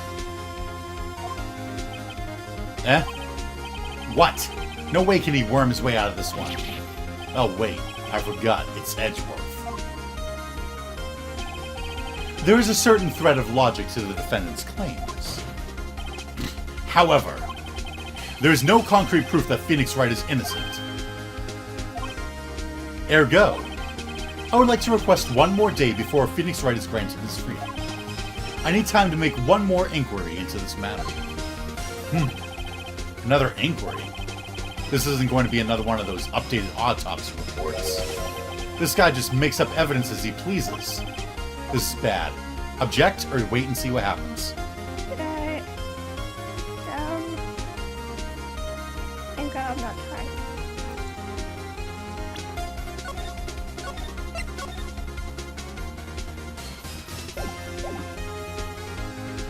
If I press object, what would happen? We'll say no. You can't go and, have another day to try and find evidence. We're ending this right now. Thank you. Press that one. Mr. White's guilt is obvious. There's no need to prolong this trial any further. Well, Mr. Edgeworth? If anyone is going to call Mr. White to trial, it will be me, the prosecution. I need a day to ascertain whether these new claims have any basis in factual evidence. I see. Objection denied. What? The completion of the trial of Mr. Phoenix Wright will be postponed until tomorrow. No! There's no telling what will happen if I can't end this now. Edgeworth is sure to come up with, or just make up, something. And after Mia showed up to help me and all. Mr. Your Honor, may I go home? Of course. Thank you for your time. Gah! The witness will stay. Mia! Phoenix. Read this note out loud. Mia? What's this? Memo received from Mia. A list of people's names in Mia's handwriting. Your Honor, if I may. You're quite persistent today, Mr. Wright. You bet I am. My life is riding on this one. I have something I would like to read to the court.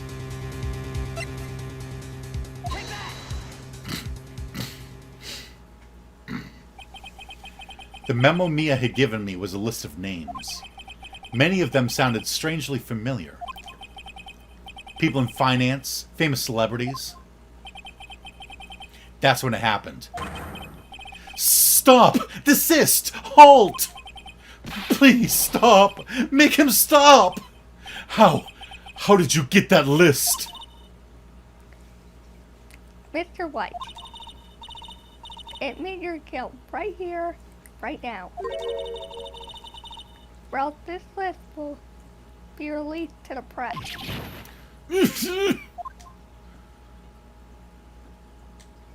I confess. I confess.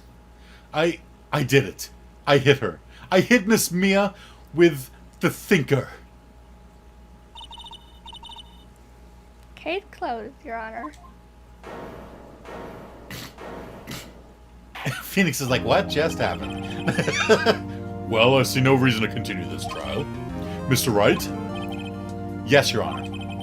You've done it again. That was quite a spirited defense.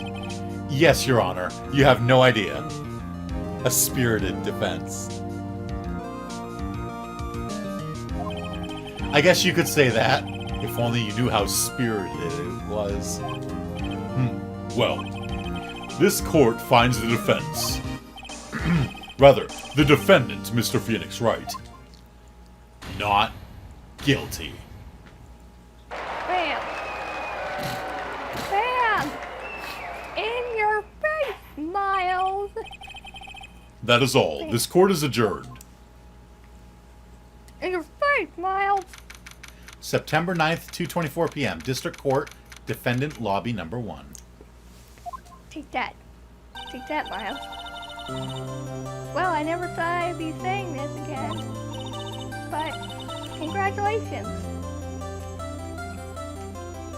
You're lucky I was born a Fae. I'm lucky I had both you and Maya on my side.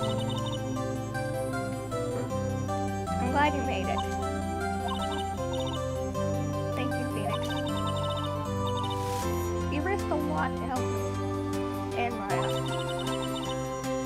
I won't forget it as long as I live. Okay. As long as you live?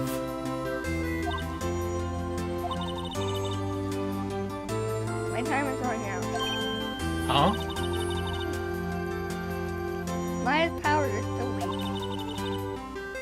I can't stay here that long. What? No, there's still so much to say. Don't worry. I'm sure we'll meet again. Chief! I'm not the chief anymore. Phoenix? Can you come to the office tonight? Say 9? The office? I'll see you later. Chief. Mia! September 9th, 9:02 p.m. Fay and Company law offices. We walk in and Maya's been killed with the thinker clock. Again. Right? Like, stop it! Stop it! Being here, it's hard not to think about that night. You came. Mia, I was kind of worried you might not. huh? Of course I came. Well then. I'm pretty hungry. How about a burger? Mia? Ah! You should see your face. Mia! What are you talking about? It's me, Maya. Maya? What, did I look like my sister? Look like you were her. I might be able to use that. Oh, Phoenix, go to the store and buy me lunch. Would you? Maya, why are you here? Because of this. See? Mia wrote me a letter. Take care of Phoenix for me. Take care of, huh?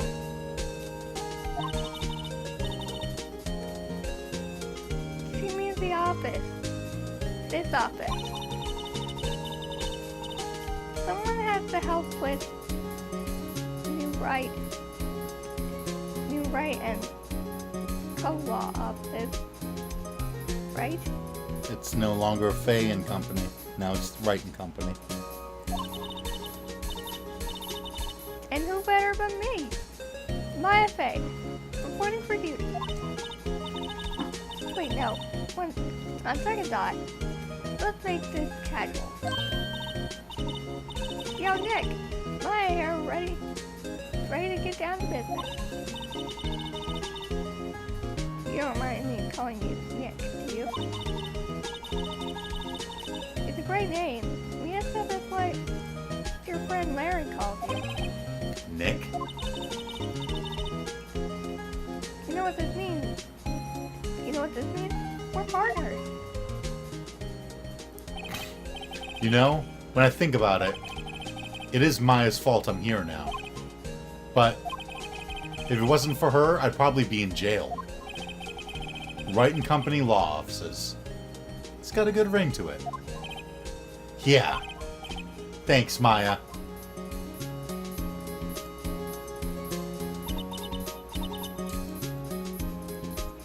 Good luck, Phoenix. I'll always be here, watching.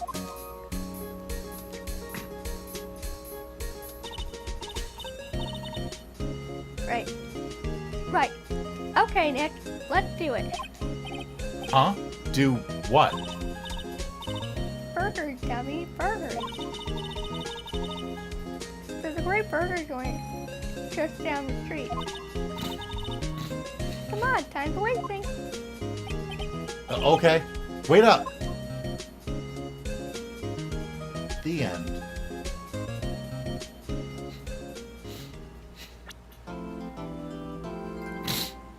Turnabout Sisters complete. A brand new episode has been added.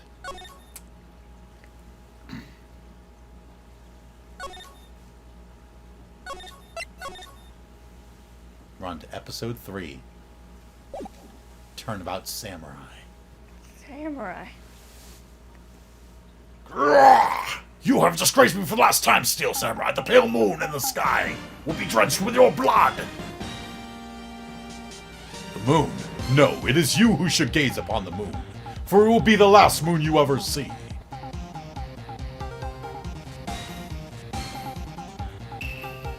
See you in hell, evil magistrate!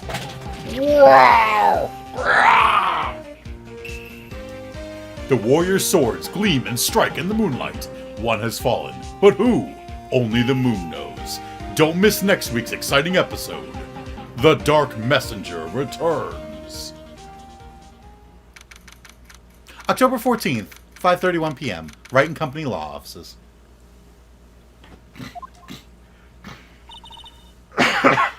That rocks. See you in hell, evil, what? Magistrate. Magistrate. Whoa! Stop waving that broom around! Oh, Nick, I didn't know you were here. Of course I'm here! What was that surreal show you were watching? What? Nick, you mean, you don't know about, you don't know the Steel Samurai?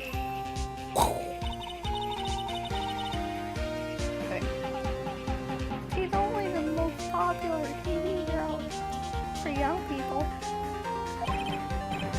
Young? Like, how young? 10 years old? Then what the heck are you doing getting all excited? Hey, I'm only 17. That's 17. No, that's 17. That's 17.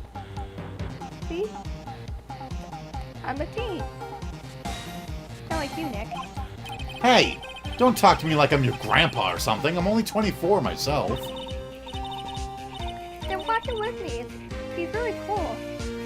And it's really popular. Milk says a hot bowl of burgers. What an ending. I know.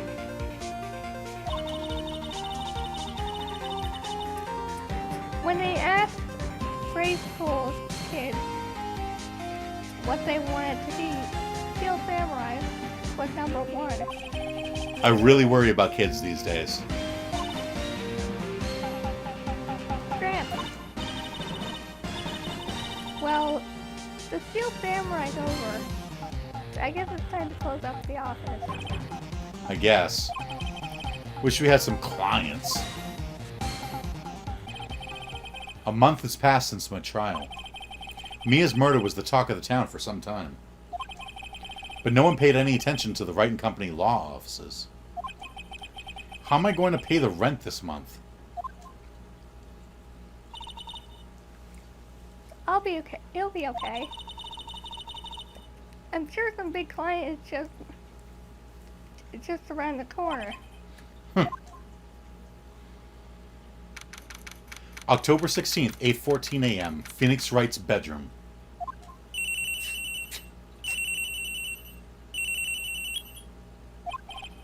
Hello?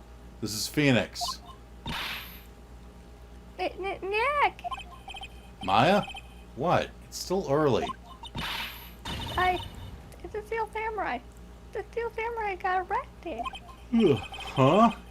You mean the guy on that show? Yes. They're saying that the Steel Samurai killed a villain. Isn't that what he's supposed to do? Yeah, on TV. Yeah, on TV. No, I mean he actually did it in real life. He skewered a villain with his samurai spear. I have absolutely no idea what you're talking about. Just come to the office, quick, please, Nick. October 16th, 9:22 a.m. Wright and Company law offices. Maya's here, watching television. Now for the morning news. The actor Will Powers was arrested yesterday. Powers plays the lead role in the popular kids show The Steel Samurai, Warrior of Neo Old Tokyo. He was arrested on suspicion of murder. The victim was Jack Hammer, who plays the villain known as the Evil Magistrate. His body was found still inside the Evil Magistrate costume. The samurai spear was also found stuck through the body. Police believe this was the murder weapon and are investigating further.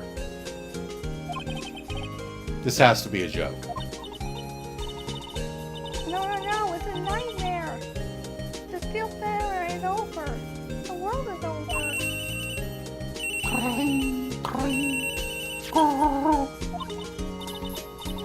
Yes, Ryan goes off. What? Nick. It's the Steel Samurai. What? Yes, of course. We'll be right there. Let's go, Nick. Go? Go where? They have the Steel Samurai down in detention. So what? So I decided this will be our first case.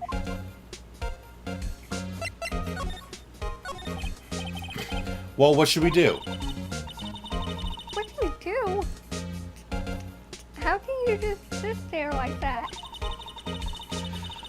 We have to get down to the detention center and meet the Steel Samurai. Does she want to investigate this case or just do some sightseeing, I wonder? My money's on sightseeing. We don't have enough information to make a case yet. Just admit it. You don't have a clue what happened. No, we just don't have enough information.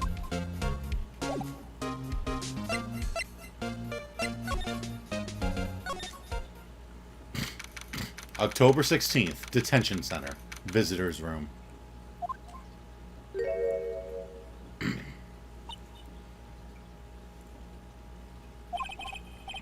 What's wrong, Maya? It's him, in the flesh.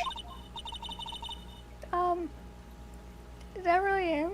Is that guy really him? What do you mean, that guy? Of course it's him. Will Powers, our client. That's him. Maybe I shouldn't be saying this. But he definitely didn't murder.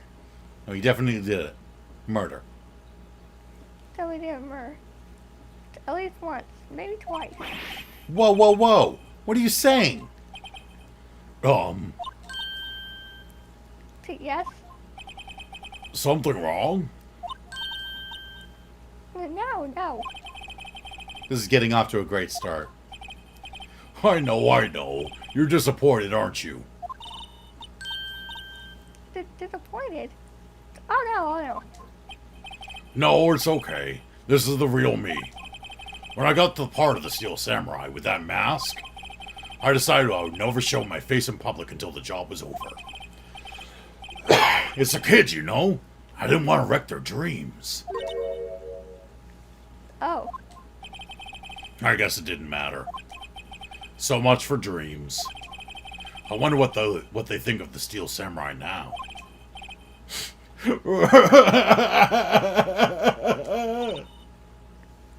Nick, What?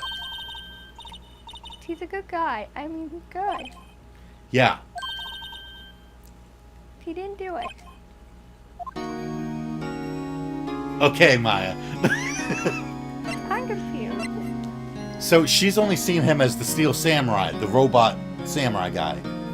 And then this is the guy who plays him. And so she saw him and went, that's not the Steel Samurai. That's a bad guy. He definitely has, like, murdered a couple people. Look at his face. He's definitely murdered a couple people. And then he talked about how it was his dream to just, you know, make kids happy and give them a role model to look up to. And just, I wonder what they think of the Steel Samurai now. Nick, he's a good guy. I mean, he's good. He didn't do it. Phoenix is like, yeah, he's our client. Like, you just swap back and forth, but yeah, we're supposed to defend him, so we have to believe in him. What happened? Maybe you could start by telling us what happened. Yes, of course. It seems like it was only yesterday. Actually, it was only yesterday. It's okay, Will. The cast had come down to Global Studios for a run-through. We went through a few action sequences at 10 that morning. There was a rehearsal scheduled for 5 in the afternoon. When 5 came around, the staff gathered at the studio. The evil magistrate was found lying in a crumpled heap near the set.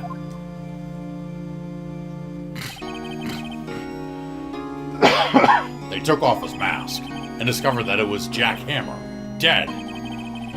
He had been expertly skewered with the samurai spear. The samurai spear. Yes, it's a long spear that the Steel Samurai uses as a weapon. Maybe you could explain to me just what the Steel Samurai is. Nick, how do you say such a thing? I'm sorry. Sorry, I apologize for my partner. He's new to this. And a bit out of touch with the world. Hey, who's new to this? No, it's alright, really. The Steel Samurai is the lead character in a popular kids show. You think that's a good voice for him, by the way? Never mind. That's all right. It's either that or I could go. The Steel Samurai is the lead character in a popular kids show. Yeah, let's not do that. He walks the streets of Neo-Old Tokyo, fighting battle after battle against the evil magistrate and his minions. Of course, he never really defeats the evil magistrate. Although, I guess he did defeat him this time. I see. Neo-Old Tokyo? Who comes up with these names? What's your alibi? Now, where were you on the day of the murder? Well, that morning I came to the studios at 9. We worked through some action scenes until noon. Rehearsal was to begin at 5, but I was a little tired. So after lunch, I took a nap in my dressing room. When I woke up, it was after 5. I was late for the rehearsal. I hurried to the studio and found everyone looking shocked. They arrested me on the spot and brought me here. So he was sleeping the entire afternoon of the murder? Some action hero. What will the kids think? I think I should probably check out the scene of the murder. Right. Global Studios. I'll draw you a map. Wow, Nick, let's go. I'm willing to bet $10 she asked for autographs.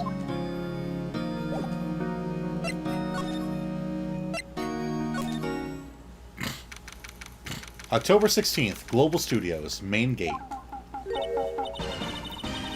Wow. So this is where they make the Steel Samurai show. Awesome! Aren't you excited? I cannot make it a late. Hey, you there! Thank you. You want in? You gotta go through me. Oh, sorry. We're lawyers. Oh yeah? Well, that's great. I'm security. And it's my job to make sure that gawkers like you stay out. Gawkers? Gawkers, sightseers, tourists. I know the type. You heard about the incident and came to snoop around. Youths today. Something horrible happens and wasting your time. Don't you have jobs you should be doing? Or do our lawyers not work like the rest of us? Maybe I should be a lawyer and live a life of ease. I was young, things were might different. Hippie clothes, what are youths coming these days? Nick? Will I grow up to be like her? Please say no. I don't know. It's possible. Hey! Listen when you're being spoken to. Youths today.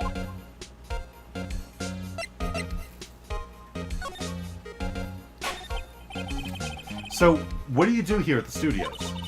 At Global Studios, we make children's dreams come true. In fact, in my younger days. Yeah, you were a star. Only a little twinkle between the stars here, I'm afraid, dearie. Oh, wow. This place has really gone downhill, you know.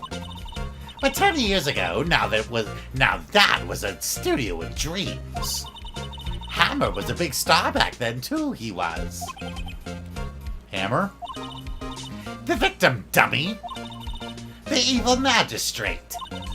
He's been reduced to playing villains now. Not exactly the best material to work with. Can you tell me about Mr. Will Powers?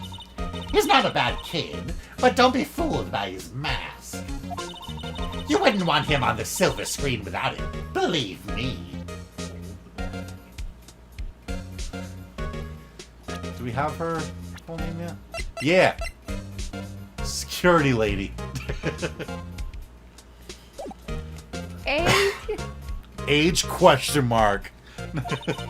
Little old ladies watching would lose their lunch. That's probably why he thought that the Steel Samurai was his big chance.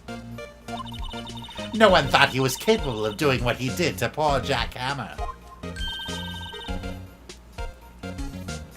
We don't know for certain that Will Powers is guilty. Powers? Of course he's guilty. How do I know? I know everything. That's my job. What kind of person was Jack Hammer? What kind of person? Oh, if you only knew. Jack Hammer will live on in many hearts as the ultimate action hero. He was simply dashing in the Dynamite Samurai series. Should I have heard of that? But there was an accident during filming 5 years ago. He got an unlucky break after that. Reduced to playing the villain on a children's program. What's more, I heard they were paying him peanuts. It's enough to make you cry.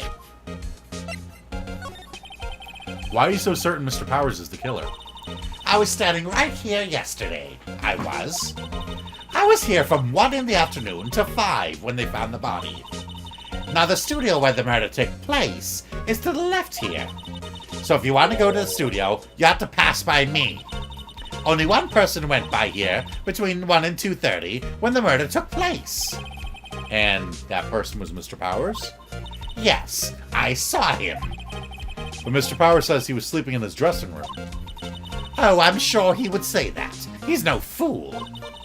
But he was the only one that walked by. He's the killer, you can bet your biscuits on it. Isn't it about time for you to be heading home? There's nothing to see here. Move along. Actually, we're here at Mr. Powers' request. Huh, I thought you were suspicious looking. Show me a letter of request, and maybe I'll just let you in. This lady here thinks she owns the place, obviously.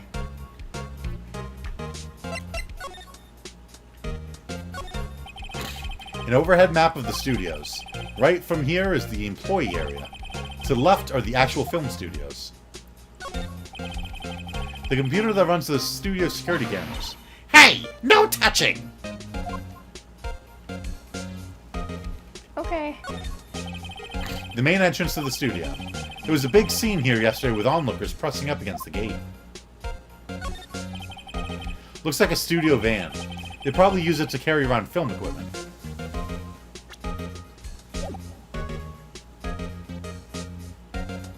So we need a letter of request. The security guard station.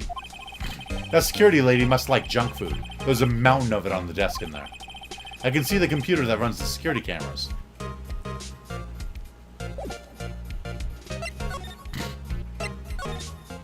Mr. Powers. Hello, how is the studio? They all think I did it, don't they? No, not at all. Isn't that right, Nick? Right, not at all. At worst, you're a suspect.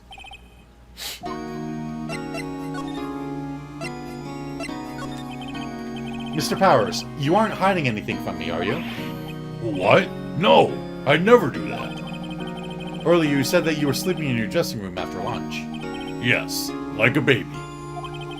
But the security lady says she saw you that day. She says she saw you heading towards the scene of the crime. What? That's not possible. I really don't know what to say. I was sleeping, I promise. Mr. Powers, if you want me to help you, you have to tell me the truth. I'm new to this lawyer business, and I need every advantage I can get. I know. I'm sorry. But I swear to you on my mama's grave, I was sleeping. Maybe the security lady only thought she saw me? What did she see? It doesn't seem to be lying.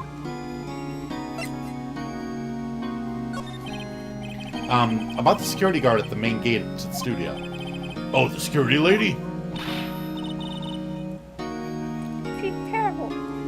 She called me suspicious looking. Yes. Actually, she said the same thing to me before. Take off that mask were her words, I believe. She sucks up to all the bigwigs at the studio. Let her see you stumble once and she'll never let up on you.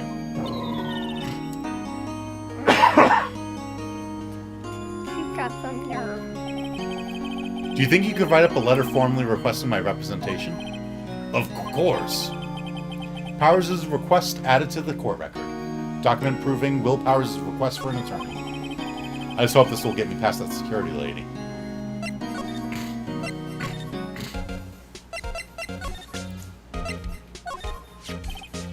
Ma'am, have a look at this. It's a letter of request from Mr. Powers. Yes, I recognize the bold, childish scrawl. Powers' request given to the security lady. To think he would entrust his fate to youths of such unreliable appearance. Really? Really? Anyway, you may pass, but only left from here toward the studios. No going to the right. That's the employee area. No one allowed inside, pal, were my instructions. The good detective told me himself. Does he have a bright yellow tail? Long ears? Look like a mouse? Oh, wrong detective. I know, I'm making a joke. Right? Hey, Nick. Huh? There were maps in the security guard station. Hey, not bad. Alright, so there we go. Now we've got a map of the area. So the main gate's where we are. And then there's the employee area. There's the dressing room. There's a gate that leads to the two studios. Those are 50 cents apiece, thank you. So time to go, Nick. 50 cents! Guide map of global studios added.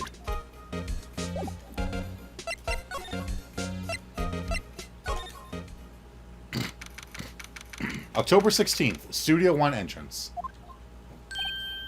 Hey! Aren't you that murderer from the other day? Ah! It's that confused detective. Hey, pal. You know Prosecutor Edgeworth is all upset, and it's your fault. I saw him sipping tea and staring gloomily out the window. So? Hey! If he's depressed, it's all your fault for doing sloppy detective work. Aww. Aww.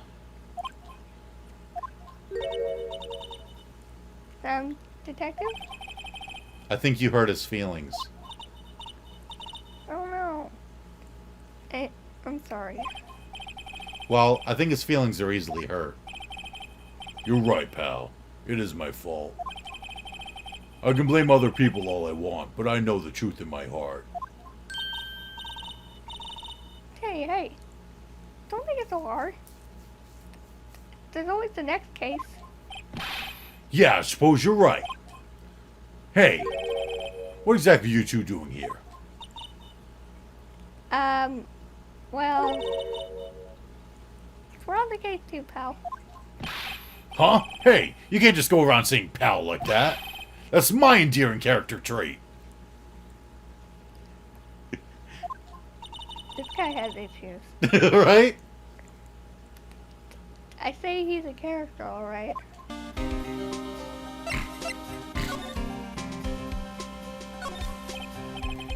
Hey, there's a camera here. That's a security camera. Takes photos of the people going to the studio. All you have to do is look at the data and you can see who went where. There's a number plate on the camera. ST1307. That must be the camera ID number. I didn't know security cameras had ID numbers. Oh yeah. It's so that you can, look and see what each camera sees. I'm a little bushed. Maybe I'll take a short rest here. Hey, good idea, pal. Detective, aren't you on a case? Well, yeah, but... Hey, us detectives get tired of standing around too, pal. Pal.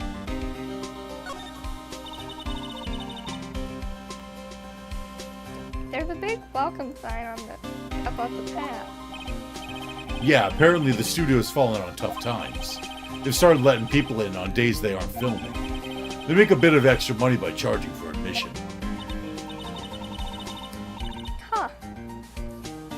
You sure know a lot about this place, Detective. You could always quit being a detective and work here.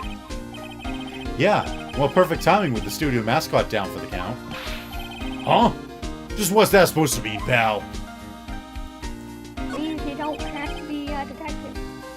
The studio mascot. I guess it's a monkey of some kind. What kind of monkey has a nose like that? He's holding a sign in his hand. Right to Studio 1, left to Studio 2. What's up with that thing? It looked kind of busted. Whoa, the wind was pretty strong yesterday, and the head broke off. Took that tree down with it, too.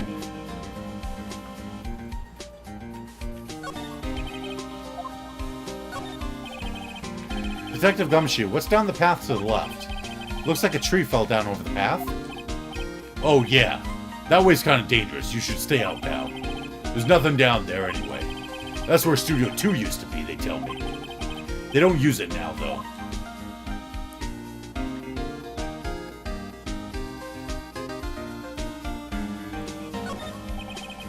The entrance to Studio 1.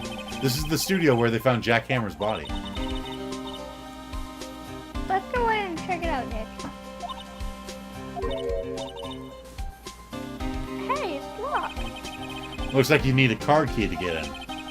It makes sense that they would want to keep the non-employees out.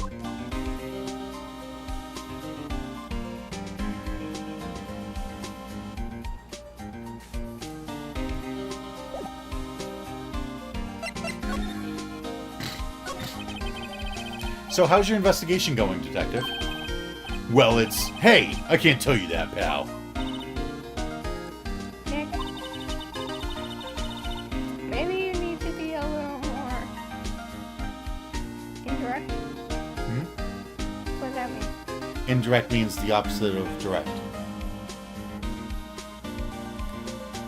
So instead of saying, hey, what'd you eat for lunch? If I was indirect, I'd be like, I had pizza for lunch, and I heard that you like pizza. And then you'd be like, well, I didn't have pizza for lunch. I had, burgers. Okay. So more indirect with your question? Right. So, Detective, mind if I take a look at what you got? What I got? The autopsy report. The latest version, if you please. Right. Sorry about what happened last time, pal. Autopsy report added. Cause of death, time of death was October 15th at 2:30. Cause, pierced through the chest by a spear. At least it wasn't the clock. Right? Seriously. Like, 2 times in a row, that stupid clock has been a murder weapon. It's like a freaking golden sword. Why was Mr. Powers arrested? What? You'll see one day. Simple, pal. The murder took place right over there in Studio 1. Now, the victim entered Studio 1 at approximately 1 p.m. At that time, there was no one other than the victim in the studio. According to the autopsy report, the time of death was 2:30 p.m. Only one person went to the studio between 1 and 2:30. And that person was none other than Will Powers. No one else, pal. If you think I'm lying, ask the security lady at the main gate. Nick, is that true? Anyone would think that Powers did it with that kind of evidence. Thanks for cheering me up. About the security lady. Oh, that sweet old lady. What a charmer. Huh? Are we talking about the same person? When I showed her my badge, she gave me a donut and some coffee. Remember what Powers said? She's a sucker for authority. She even gave me a piece of valuable evidence. What? What kind of evidence? Well, that photo. The photo of the Steel Samurai heading toward the scene of the crime. What? Who does that? See the camera up on that gate, pal? The gate? You mean the one with the welcome sign? Yeah. Whenever someone walks by, that camera automatically snaps a photo of them. Oh no. Nick, he has evidence. We're finished. Funny, for someone with hard proof, he doesn't look too happy. What's wrong, pal? You seem down. Don't look so happy when you say that.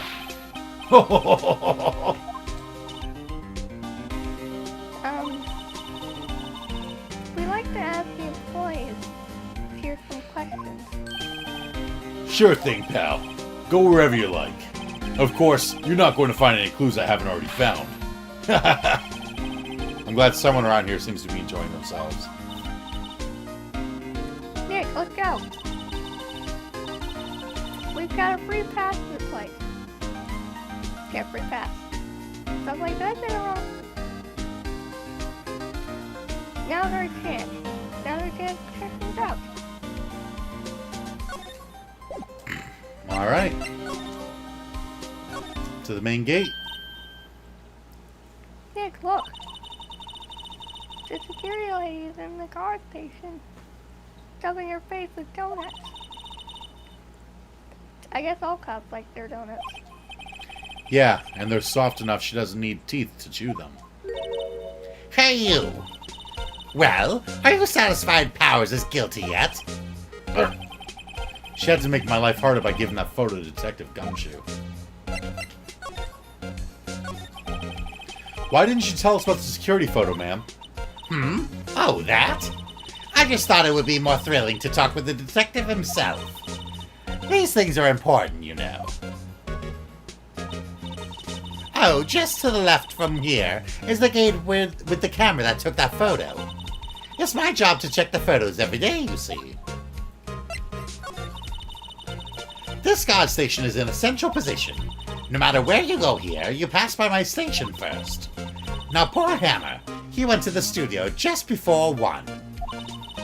The murder happened right around 2:30, see?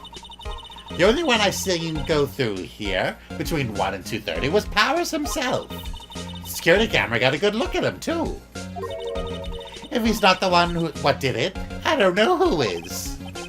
Maybe it was you? Good one, Sonny. She thinks I was joking.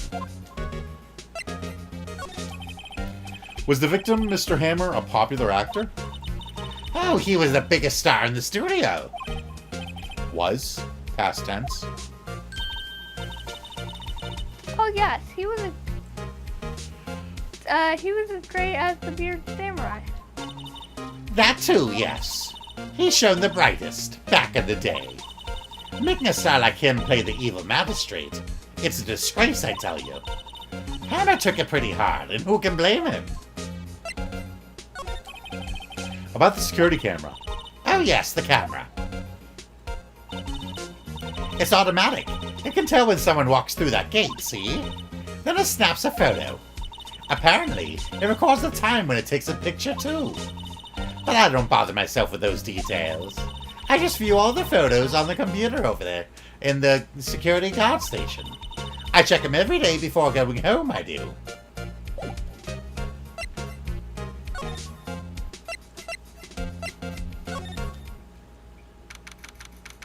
October 16th, Global Studios, employee area. Nick. This is where they do all their behind-the-scenes stuff. Hey, look. There's Power's dressing room.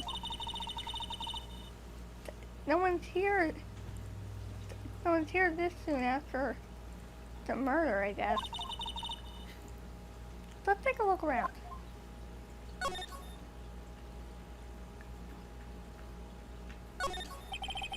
The remains of yesterday's lunch are scattered around.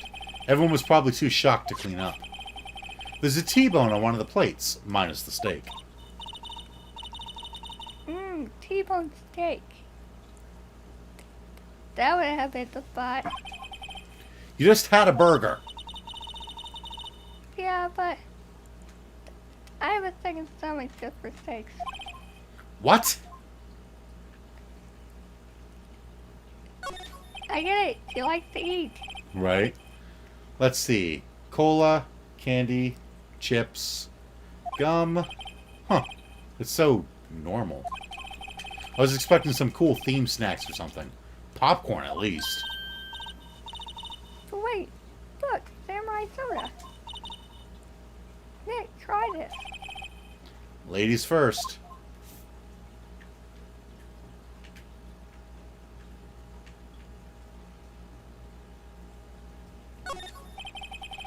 That must be the storage room. That's where they keep all the film equipment. Wow, Nick. You know a lot about industry. What else would they keep in a film studio?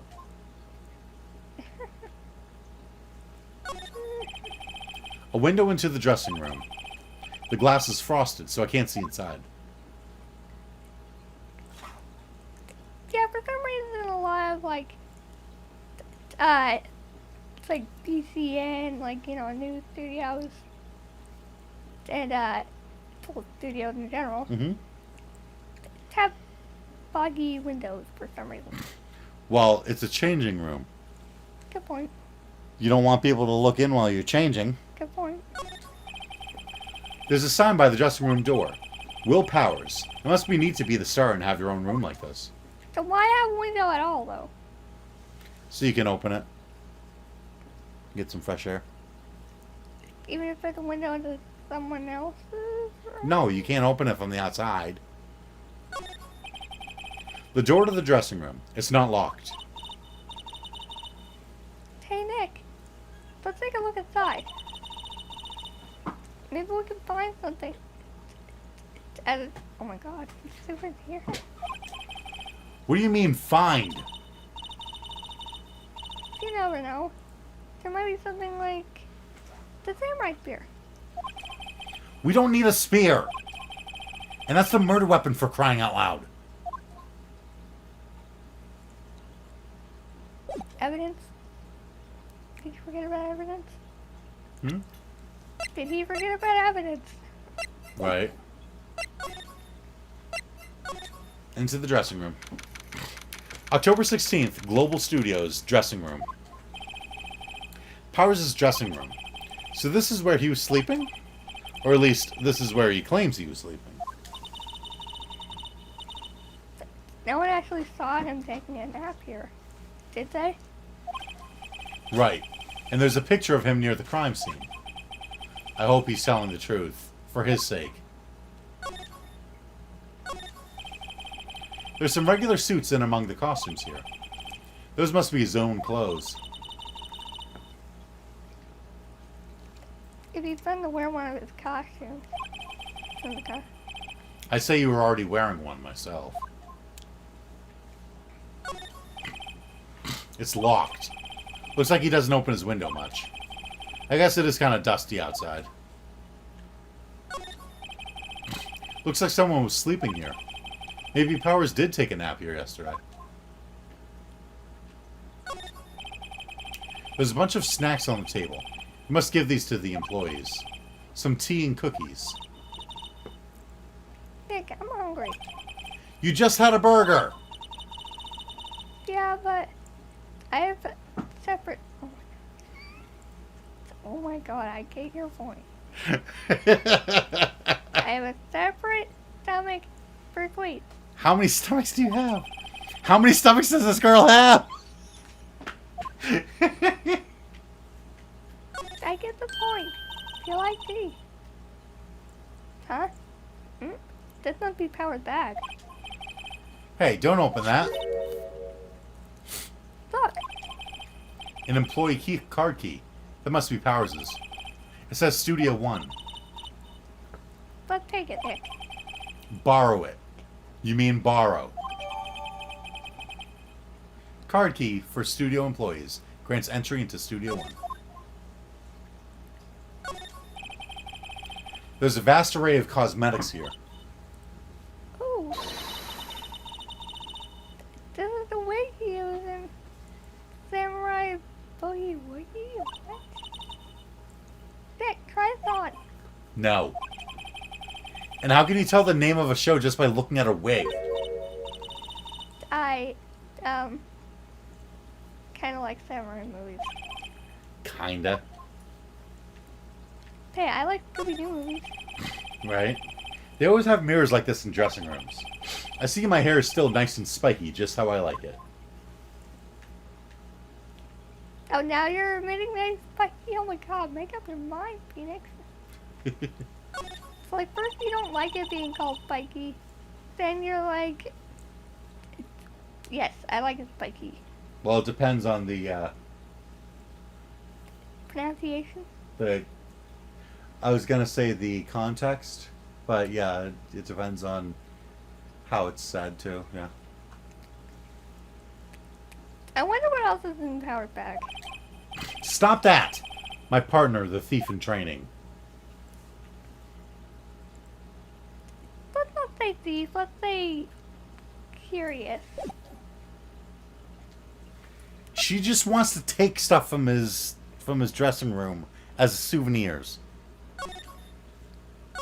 Alright, back to the employee area. Back to the main gate. Outside Studio 1.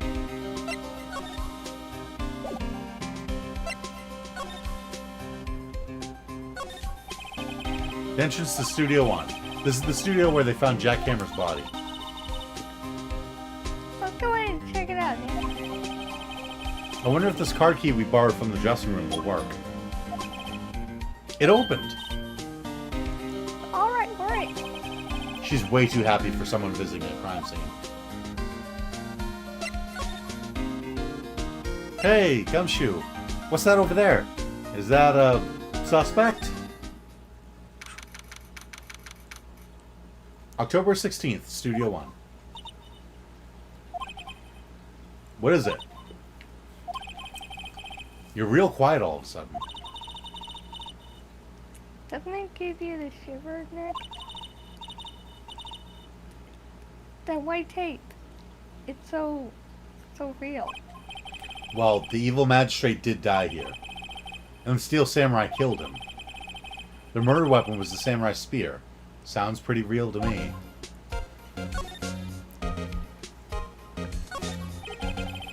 Looks like a backdrop for a stage. Not to mention she's a medium. Right? She's probably like, there's like 7 ghosts in this room. This must be used in the Steel Samurai show. Of course, the mountain. Neo... Sound it out. Fujiyama? Yeah. Fujiyama? Yep. That means Mount Fuji. Okay, so it's just a giant word for mouth. Doesn't the Steel Samurai take this? Doesn't the Steel Samurai take place in Old Neo? Or Old Tokyo? Can you even see Mount Fuji from there? Not Old Tokyo, Nick. Neo Old Tokyo. Oh, right.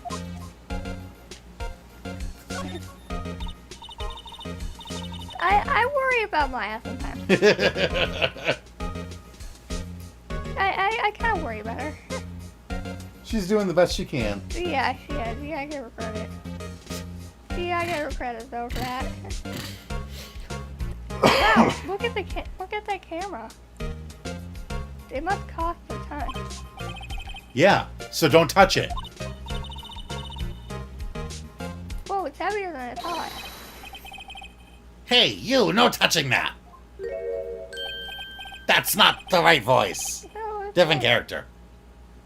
I'm sorry. My partner's kind of, You know, I don't know. who are you? Who, me? I'm an assistant here. I help with props and stuff. Moving them around. Ordering new ones, etc. 4 lawyers representing Will Powers. Oh, you're... Oh. I was like, what did that stand for? It's okay. No, it's his initials. Okay, you're WP with people. WP? Oh, Will Powers. WP. I get it. I don't envy you guys one bit. What that means? Do you know what envy means? If you don't envy someone, that means I would not want to be in your place. It's okay. But what do you want? Do what you came here for. Oh my god. Do what you can for WP, okay? Oh my god. Why was that so hard? Why was that thing so hard? Right? Wow. Okay. I need to work on my tongue. I really need to work on my tongue. He never La knows. la la loo loo loo. Yeah, exactly. Right.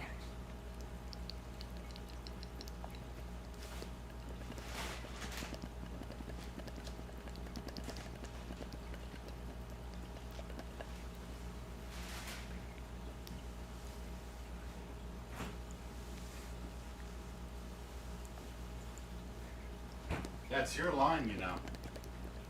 Oh, you're working out your tongue. Okay, I know it's my line. He never heard a fly. He has to be innocent. Don't worry, leave it to us.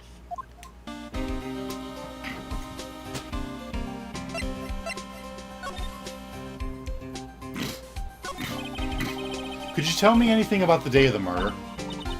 Yes. I was in the studio the whole day. I was the only assistant on staff that day, you see. Only assistant? Only one assistant? Yes, well, the studio isn't doing so well right now. And yesterday was only rehearsal for our action sequences. Oh, I see.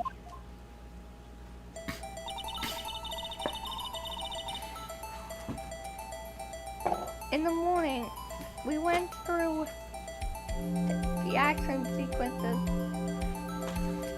in the employee area.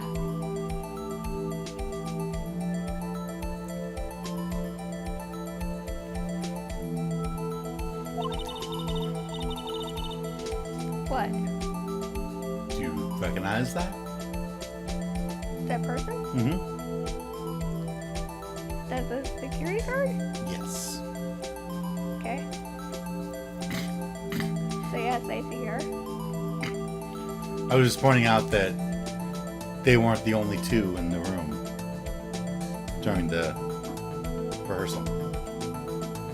And look, she's like fangirling over Hammer. Go Hammer!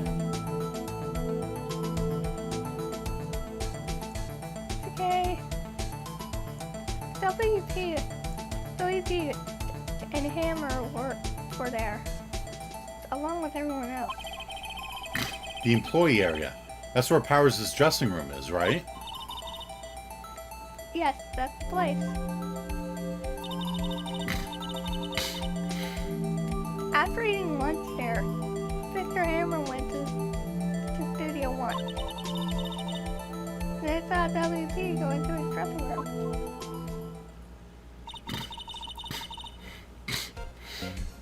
I didn't see either of them after that. Did you know that Mr. Powers was sleeping in his room? No, I wouldn't go in there unless I had some urgent message for him. I mean, it's just private. I mean, it's his private... It's just private. What kind of girl would do it?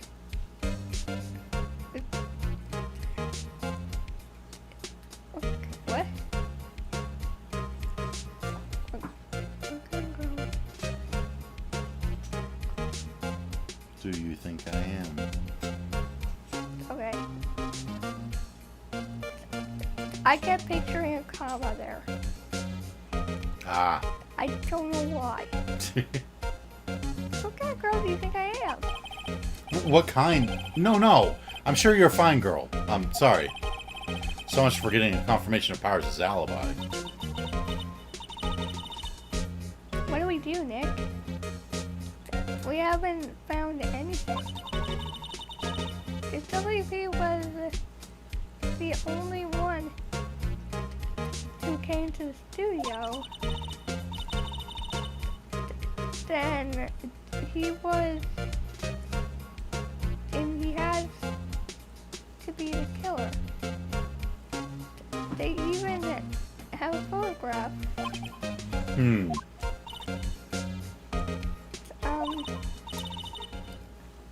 Sorry, I know you're busy. Not really. Actually, there's been something bothering me. Aha! That's what I'm talking about. A clue, a lead. Well, I don't know about that. But that day, just after noon, I sensed someone was here. You sensed? Yes, several times. Some other studio employees, maybe? No, I don't think so. The only thing we had scheduled was an action scene run through. I was the only assistant here that day. I have a feeling it was someone from outside. Really? Oh wait, if someone had come in here, wouldn't that security lady have noticed that? Yeah, you're right. I'm sorry. I don't have any better information than that. No, thanks. That helps us a lot. Anything helps. Let's go put on that security light. Let's go put that security light on the spot. So you sense that someone other than the regular film crew was in the studio? Yes, I think. I think doesn't cut it in a witness testimony. A witness? A witness testimony. Nick, what about the security lady? If someone else came into the studio, she must have seen them.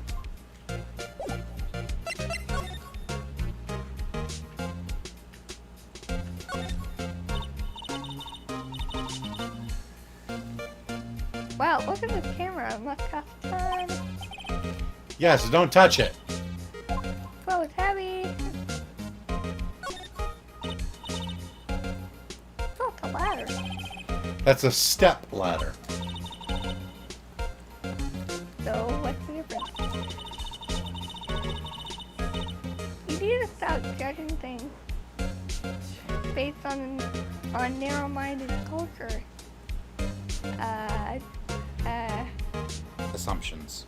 what's an assumption? When you assume something. Assumptions, Nick. Right, sorry. This girl is out there. Wow, look, it's a ladder. No, it's a step ladder. Stop being so judgmental. What?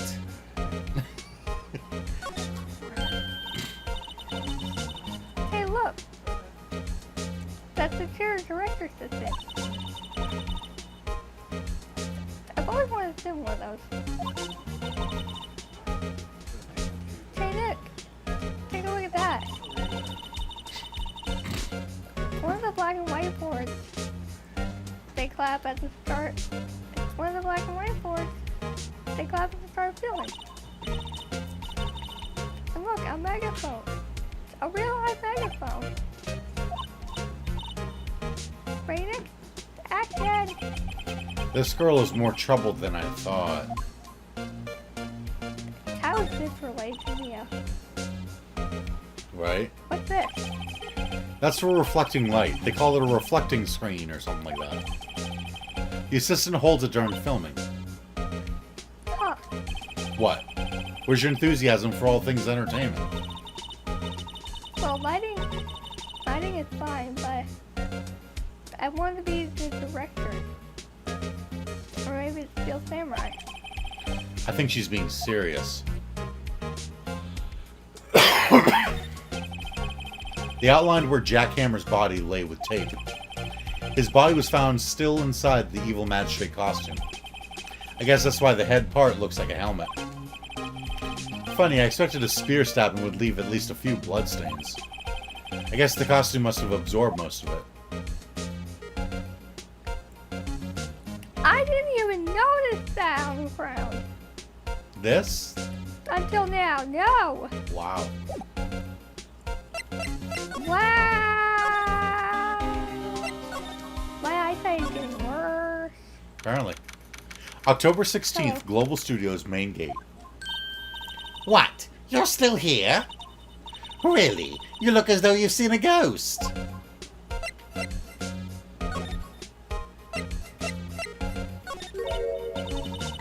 What? I saw that suspicious look on your face. I wanted to ask you again about yesterday. You came here at 1 p.m., correct? And the estimated time of Hammer's death was 2:30. Are you sure that Powers was the only one to go through here between those times? Sure as can be. But we have a witness who thinks that there was someone from outside that here on that day. What? Are you absolutely sure you were here watching the whole time? Absolutely. Please don't start that again. Ma'am? Who was it? Who told you that? Who dares question me? Hey! Alright, you better tell me quick and tell me quick. Better tell me and tell me quick, you spiky-haired cretin. Someone's been complaining about the work I do, eh? We were just talking to the assistant in Studio One. Her! She's not even a full-time employee! All you youngins are like that nowadays. Running your mouths like there was no tomorrow saying this and that thing. Well, let me tell you, I know a thing or two about respecting your elders. Ah! She left. Well, Nick, this is our chance to do what we can without her looking over our shoulders.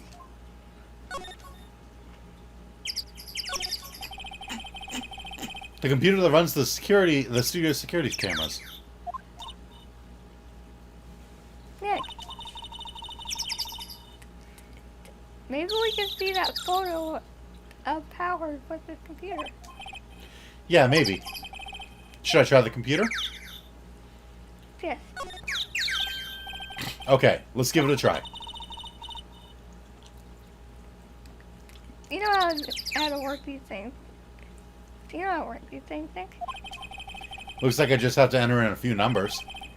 Let's see. First, I need the date of the murder. Looks like the camera turned on at 1 p.m. that day. 1 p.m. That was when the security lady arrived at the guard station. Please enter the number of the security camera. Is it ST1703, ST1307, or ST1370? I think it was 307. There, entered. Hey. It prints out the data for that day. Let's see what we got.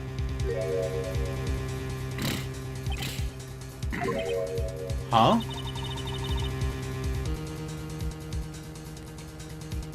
How is it a picture? How is this a picture of Will Powers? Well, he is the one who always wears that suit. I guess that's why the security lady thought it was him. I don't imagine the detective was very happy with this photo of anyone. Something's printed on the back. Huh? October 5th, 2 p.m., photo number 2. What does that mean? Maybe there's more photo data from that day? Nope. That's the only one in the computer. Powers' photo added to the court record. Taken at the gate between the entrance and the studios. Still, that could have easily been someone else wearing a suit. October 15th, 2 p.m., photo number 2. Hey, Nick. Can we use this photo as evidence for the trial? Yeah. We'll put that security lady in her place with it. Right. We'll put her in her place. Hey, that's what I said. Anyway. Let's show her this photo. Photo. And see what she said. Wait, let's not. Why not? It's never a good idea to reveal your hand to the enemy too soon. Last time I did that, I got punched and arrested.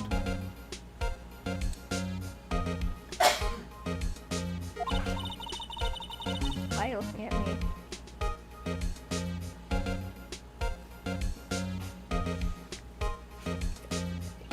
Nick, you're craftier than I give you credit for. Why, you could be the next evil, I keep forgetting that word? Magistrate. Magistrate. Hey, why do I have to be the villain? Relax, it's just a joke. It was just a joke. So, are we done for today? I think this photo is what we needed for the trial. Still, it'd be better if we had some idea who the real killer was. Maybe he really is that security lady. To be continued. When did that turn on? Like 5 minutes ago. Really? Yeah.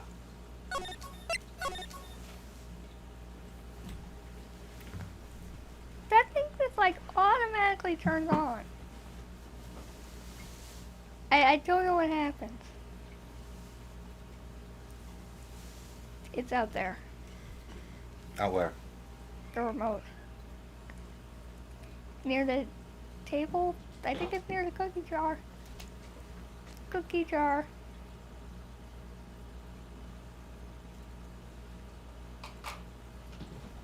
Anyway.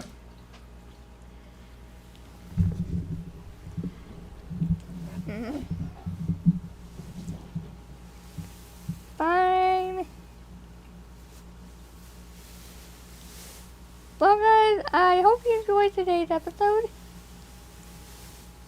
Where we solved the scene of one crime and found ourselves into another. Again. That keeps happening. At least it wasn't the thinker this time. At least it wasn't the thinker. Man, Bees are right. That thing is like classified as a serial killer now. Right? Like first it was And they were both girls. Why did all the girls?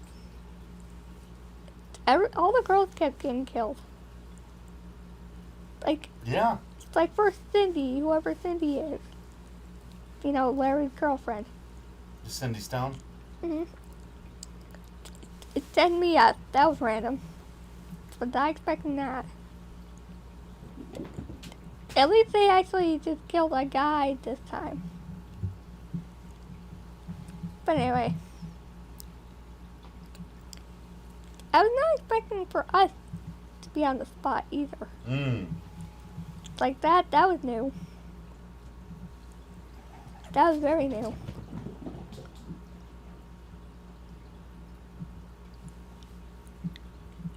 I don't know if you guys heard that, but the elephants are in the room.